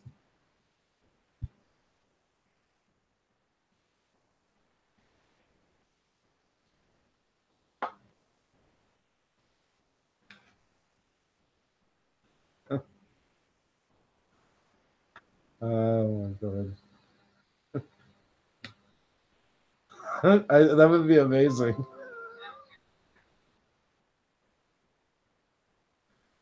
Oh, and since we're going with the theme of not being seen, you know who would officiate the wedding? Cool. You'd have their hands down below, like half the screen. Yeah. On top would be sticky buds where you can't show his face. Just his toque with the eyes on it. That would be funny. Yes, one of those candy lollipop rings. That's right. Yeah, gamer. They that's what keeps them keeps everybody guessing, keeps it interesting. That's how they built their build up their hype for their channels. Yeah, I just picture sticky buds like half the screen, and all you see is like the toque, like he wears it like right to his eyes with the eyes in the toque, and then you guys' hands down below exchanging the candy cane lollipop, the candy cane lollipop rings. I love it. That'd be the best collab ever. You know, no, we should do a live stream. Just their hands and sticky buds. Just the actual live stream. Yeah, all exactly. Three of them, the way they appear on their channels. I'm terribly disfigured.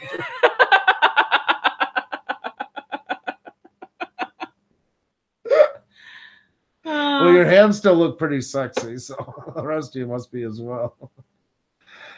Yes, that's right. That's right, Susie.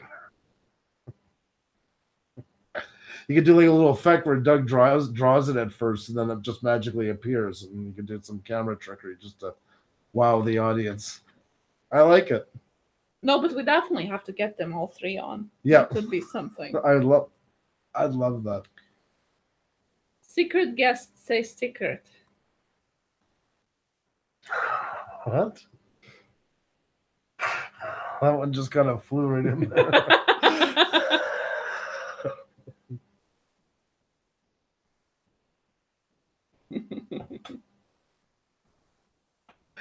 Oh my God almighty.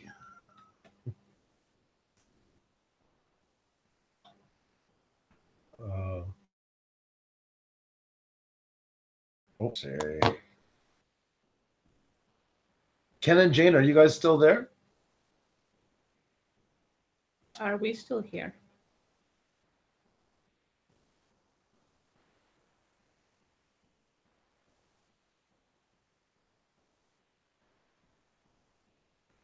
We could start singing. Take me home to the place I belong, West Virginia.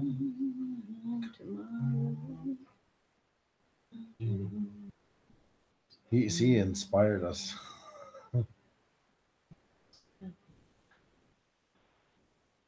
Oh, Mama Guni, if you want to really check out one of her best videos, check out the hostess Snowballs, where she gets up close and intimate.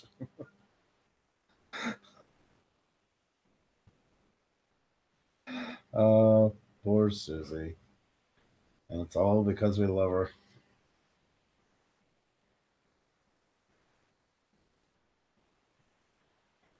Oh my God. I'm glad you guys are getting to see each other. You know what, Susie Channel, I think I've single-handedly helped you get a couple of subscribers by my campaign to keep you famous. Oh, definitely. Yep. I mean, you have already a whole bunch. It's a team effort. Bottle caps, I think, definitely too. Yeah, bottle caps. Between Irvin, yes, and bottle caps, and us showing.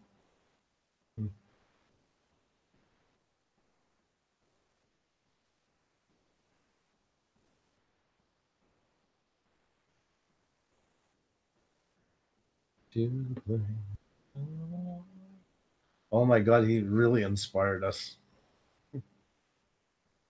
You know that video's got 2,000, almost 2,330 views. Well, she also has a big channel. Well, she's a biggie in this club. That's right.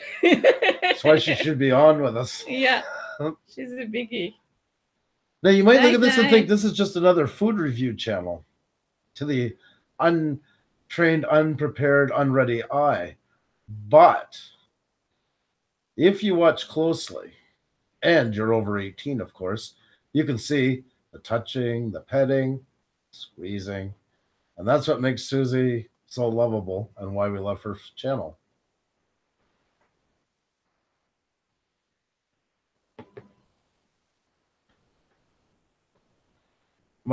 Your cookie cupcakes is approaching 2 million views. Holy Good shit! girl. Yeah, you watch your other stuff there. It's all about the squeezing. That's good. right. That's right. No, it's doing very well. Show up for a hostess cake, end up having to smoke a cigarette after. Like, I didn't know that hostess cakes and Twinkies have joined child. There's a sweet that is half Twinkie, half hostess cake. Okay. Did you know that? I did not know that. Well, I didn't know that either. Oh my god. No, Susie really, I don't know who inspired you or where you had idea to start the way you started your channel, but oh yeah, it's definitely is hitting out there. Well, it's something that appeals to everybody, and they're not overly long, so it's not like a gigantic commitment for people to watch. It's the right recipe to go viral. Yeah, 1.6 million. Wow. Crazy.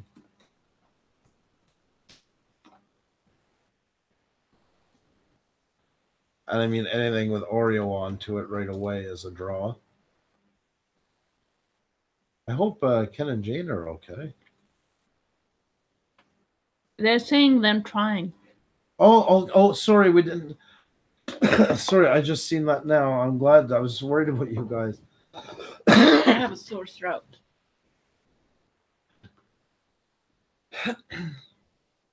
I didn't mean to put you guys on the spot tonight. We can also try tomorrow if you want through the day. Mama, I can answer you that question because I have asked numerous times. Most of the time, she gives it to Doodle's work. And she puts stickers on with her channel's information. So it's like a business card and a sweet at the same time. Yeah. Oh. I mean, some of them gets eaten, but most of them gets given away. Happy Trails Hiking. How you doing? Oh. Yeah, sorry I didn't make your stream. I was starting to rewatch it, but I haven't gotten to the end of it yet. I'm getting there. Tons of viewers from India. That's cool.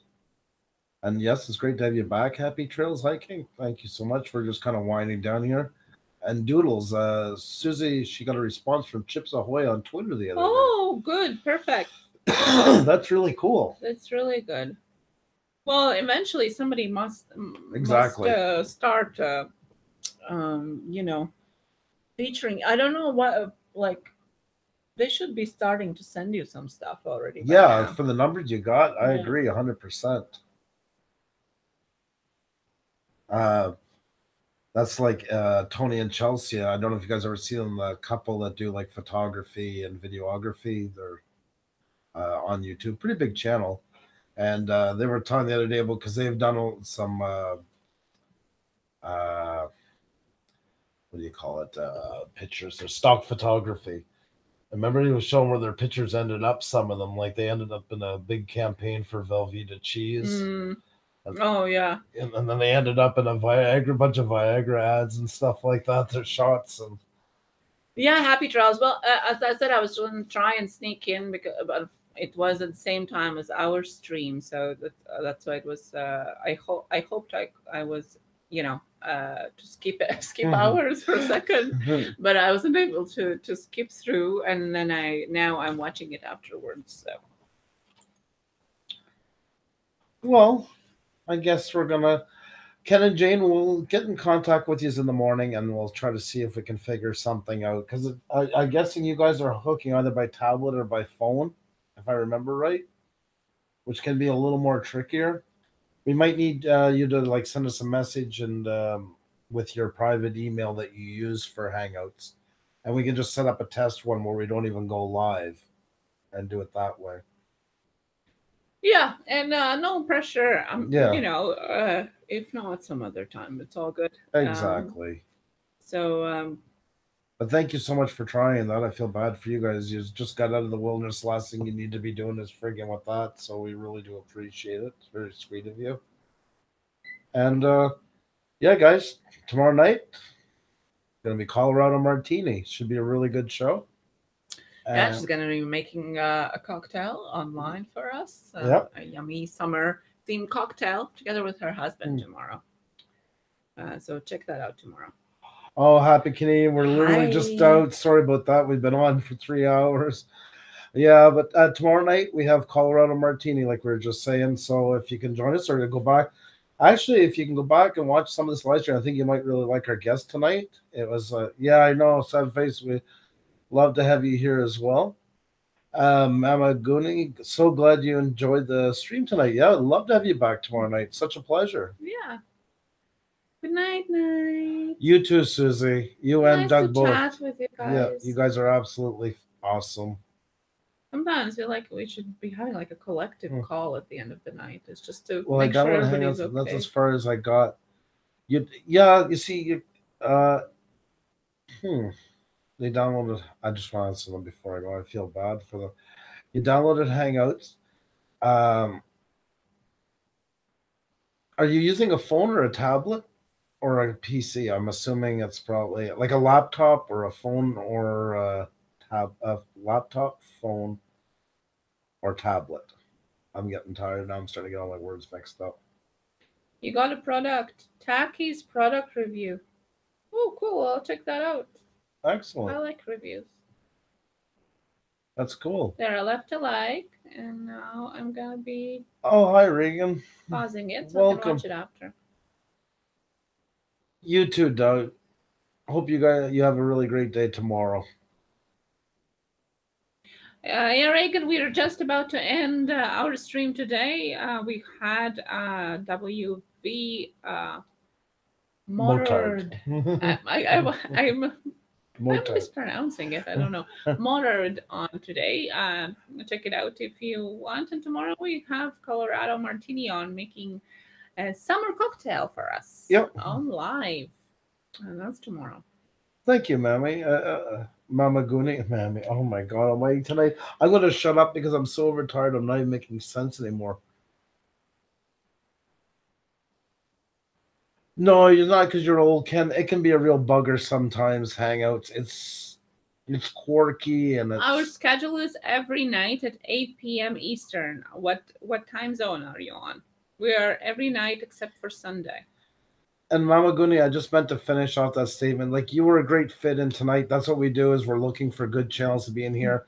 You got to mingle with everybody. You're the exact channel we love to have here. So I'm glad you enjoyed it. So yeah, don't mind me. You've heard Xenia and I for the last 20 minutes. It's pitiful. We're just we overstayed our welcome pretty much. Eastern. Well, there you go. So it's we're on the same time zones at 8 p.m. except for Sunday. If you go to church, then the day you're not going to, we are not. We're there. When you go, we're not there. If you don't, just skip the Sunday. Yes. 8 o'clock. Every time is the same time. All right, we're just hanging out here because we're trying to connect with Ken and Jane here. We're testing their internet, so that's why we're still on. For those of you who are wondering, you're uploading on Sunday morning, so that's cool. Are you on Twitter? I think we'll follow you. Not sure. Send me a tweet when you do upload it so I can retweet it and check it out at the same time. Yeah, that's right. That fills in for Sundays. That's right. That's what I was doing before was like a video that I would try to do those picture videos once a week, and because I didn't have much time for editing with the live streams, and that's why I would put them up. So, hey, you made it. Hello. You were just sitting there. You were lurking. I love it. No, I just got on, man.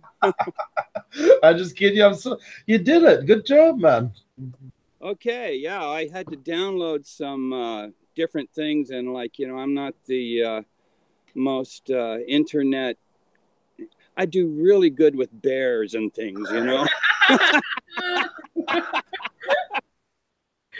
Man, we just crawled out of the woods. I am telling you, we were underneath Mount Hood, and it was awesome. I'm sitting there fishing, right?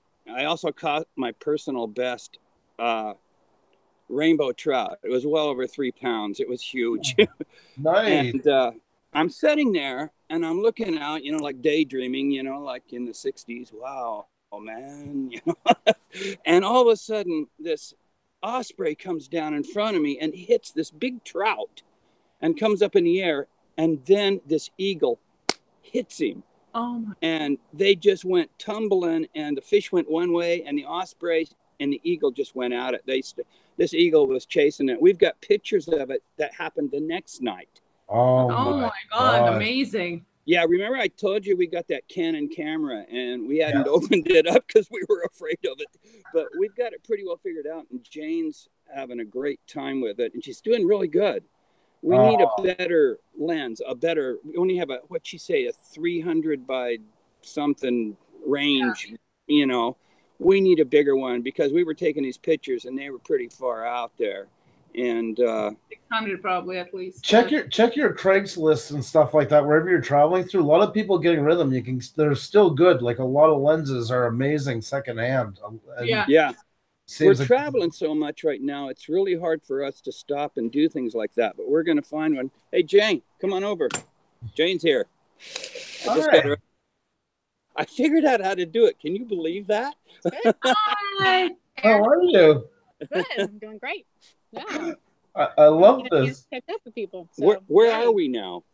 We are in Cascade Locks, Oregon. It's on the Columbia River. Wow. Kind of near Mount Hood, Hood River. That's amazing. Yeah. Oh, it's beautiful up here, man. Mm-hmm. Such an adventure. When we were up there, we had rain come, you know, and our RV is like 28 feet long, and we were literally stuck in the RV for 3 days, you know. Oh my God. We did it. Well, we always say, you know, like people say, well, how do you get along in that little rig, you know? And I'm like, we get along great, man.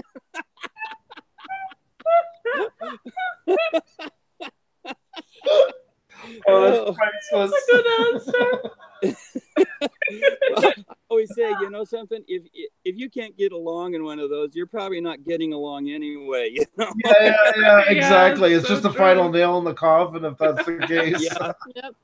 Oh my God. I love me. I don't know why she can't handle it. You know? Still here? Yeah, she's still here.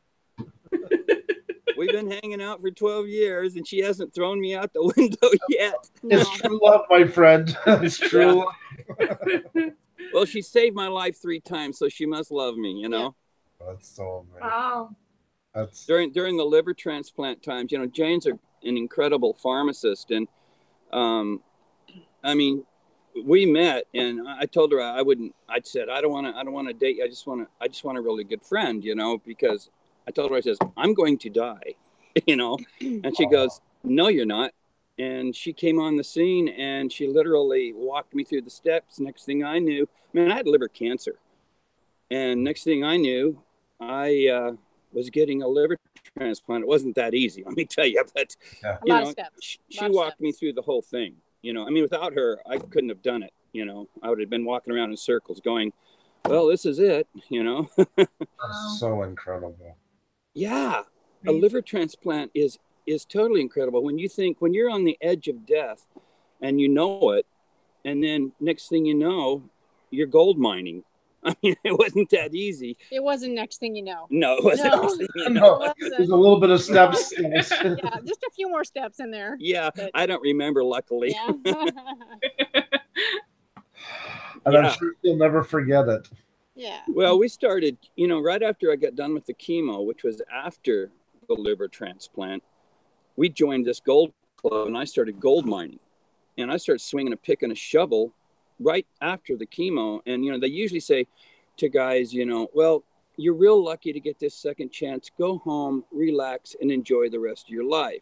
Mm-hmm. And so I started watching Netflix and hanging out, you know, and I started thinking, this is how people die. Yeah. So true, though. That is very true. Yes. Yeah. So I jumped right back into life and started swinging a pick and finding gold. And I didn't know anything about gold mining. And now I'm hooked. I love it. I love gold mining. Just basically, you know, you got to keep going no matter what. I worked in nursing homes for years. I consulted in nursing homes, and that's the thing that gets you is you stop moving. Yep. They tie you down in a chair and it's all over. The muscles, the mind all have to be worked. Exactly. It's important. Mindset has a lot to do with it. Absolutely. Sure. Staying positive, staying active. Well, the mind part scares me. You know, the 60s were really cruel to me. I was playing in rock and roll bands, and let me tell you, I had fun. Yeah. Or so they tell you. Yeah. So they tell me, yes. I remember a few things, you know. Enough to fill in the blanks, Sparkly.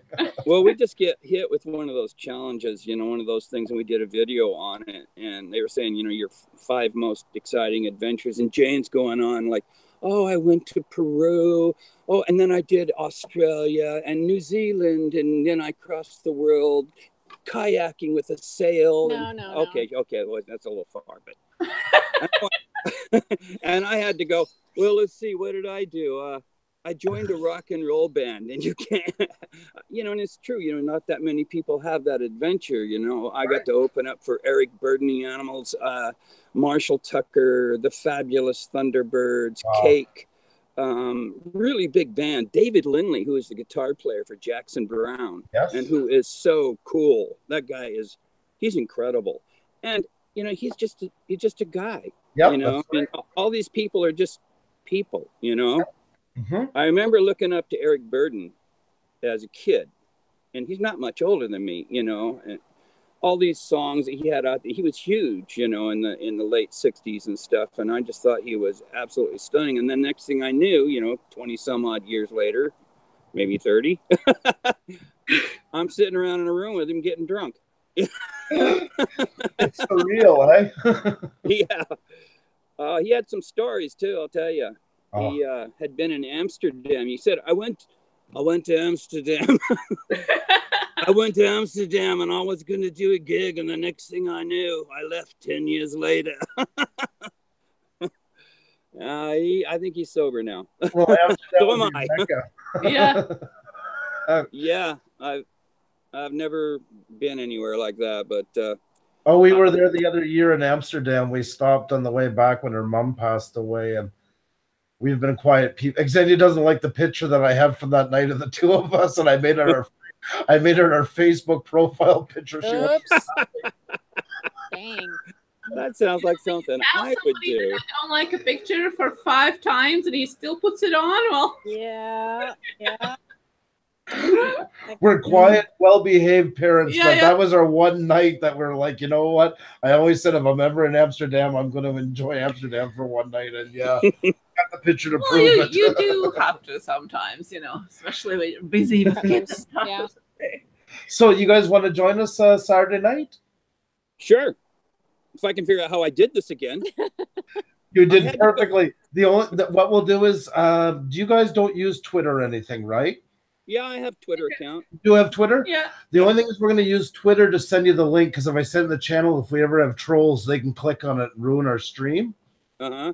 So you guys are in Oregon, so that's 3 hours time difference from New York, right? Okay. Right. So you guys would usually, our show starts at 5 o'clock your time, but we'll bring you on closer to 5:30. All right. And I'll send you the link in Twitter when we're ready to go. The link that I sent you here, I'll just send it in Twitter, and you just have to click on it and you'll be ready to go. Okay. I'll have her with me, so maybe we might make it. 5:30 on Saturday. Yeah. Because it's no use to come in right at 8, because we give time for people to come in, you know, funnel through. Yeah.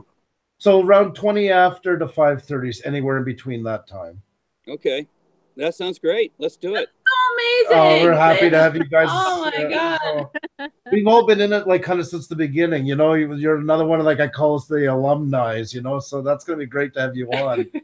Yeah, it's going to be fun. Yeah, I never, you know, I really expected this. We just pulled in and I sat down and I pulled up I saw you guys were live. Went, oh, hey, I can pick them up here, you know. So, I mean, we've literally been out in the wilderness for like not a single bar on the cell service. Yeah, zero. Just like zero. Oh, that's amazing. Yeah.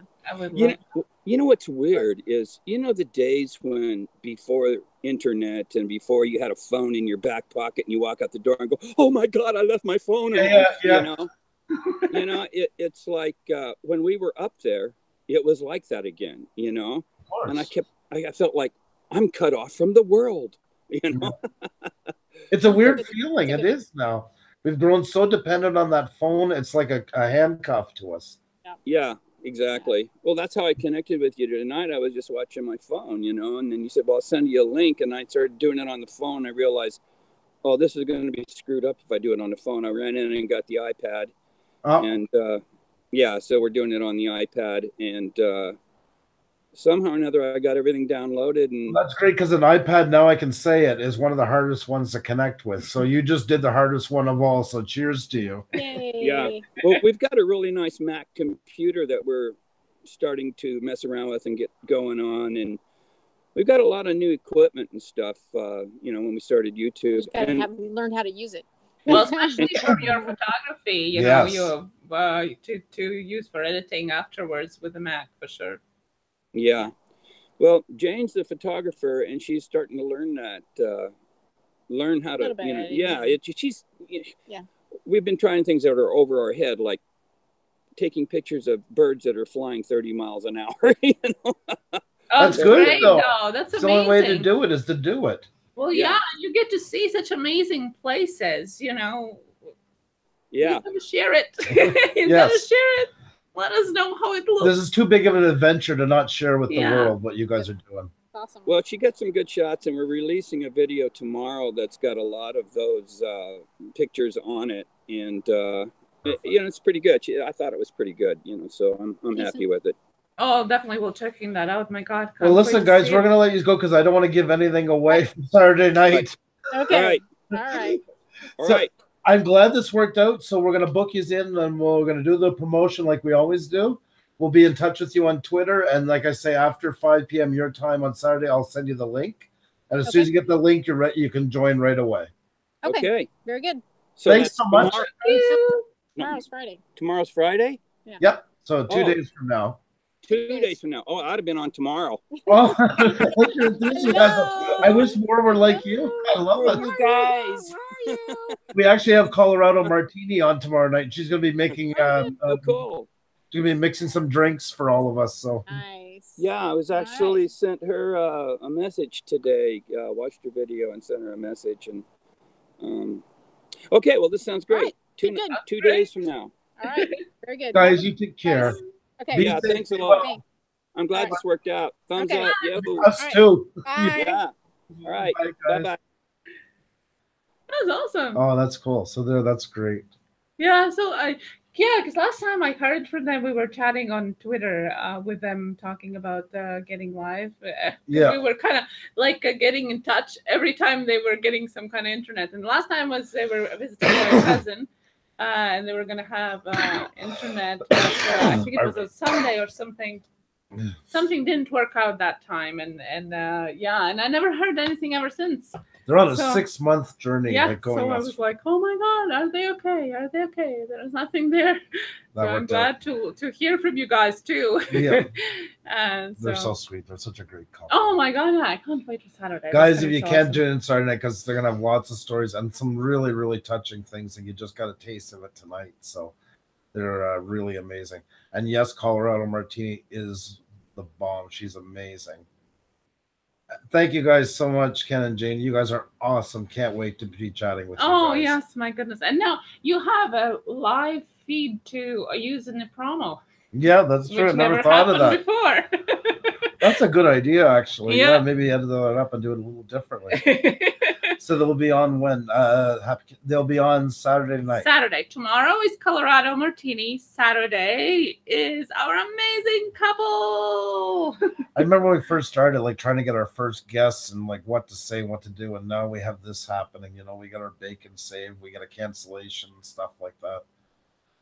It couldn't have worked out at a better time to have them on. Oh yes, yeah. Looking forward to have to.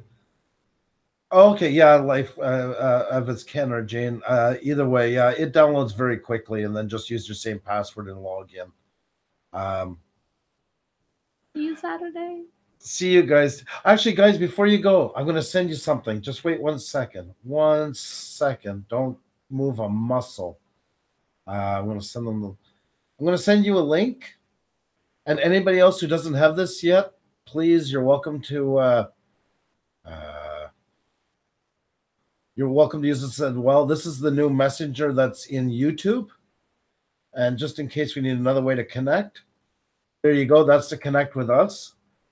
So Ken and Jane, if you guys can just click on that and just accept it. It's just a messenger that's beside the bell. Once you're in a video on YouTube, there's the icon for the bell at the top. You know where you get your notifications on new videos that just came out? And just to the left of it, the other icon. That's where you can message us like directly. Yeah, so just click on that and it will add us to you. Yep. And anybody else here that hasn't done it yet, please feel free. We'd love to connect with all of you. The link has a short time span. I think just a couple of minutes. I think that it's kind of a stupid way of doing it, but I think they did it to keep down trolls and stuff like that from getting to use it. Yes, definitely. But yeah, it's a good way. Oh, that's cool.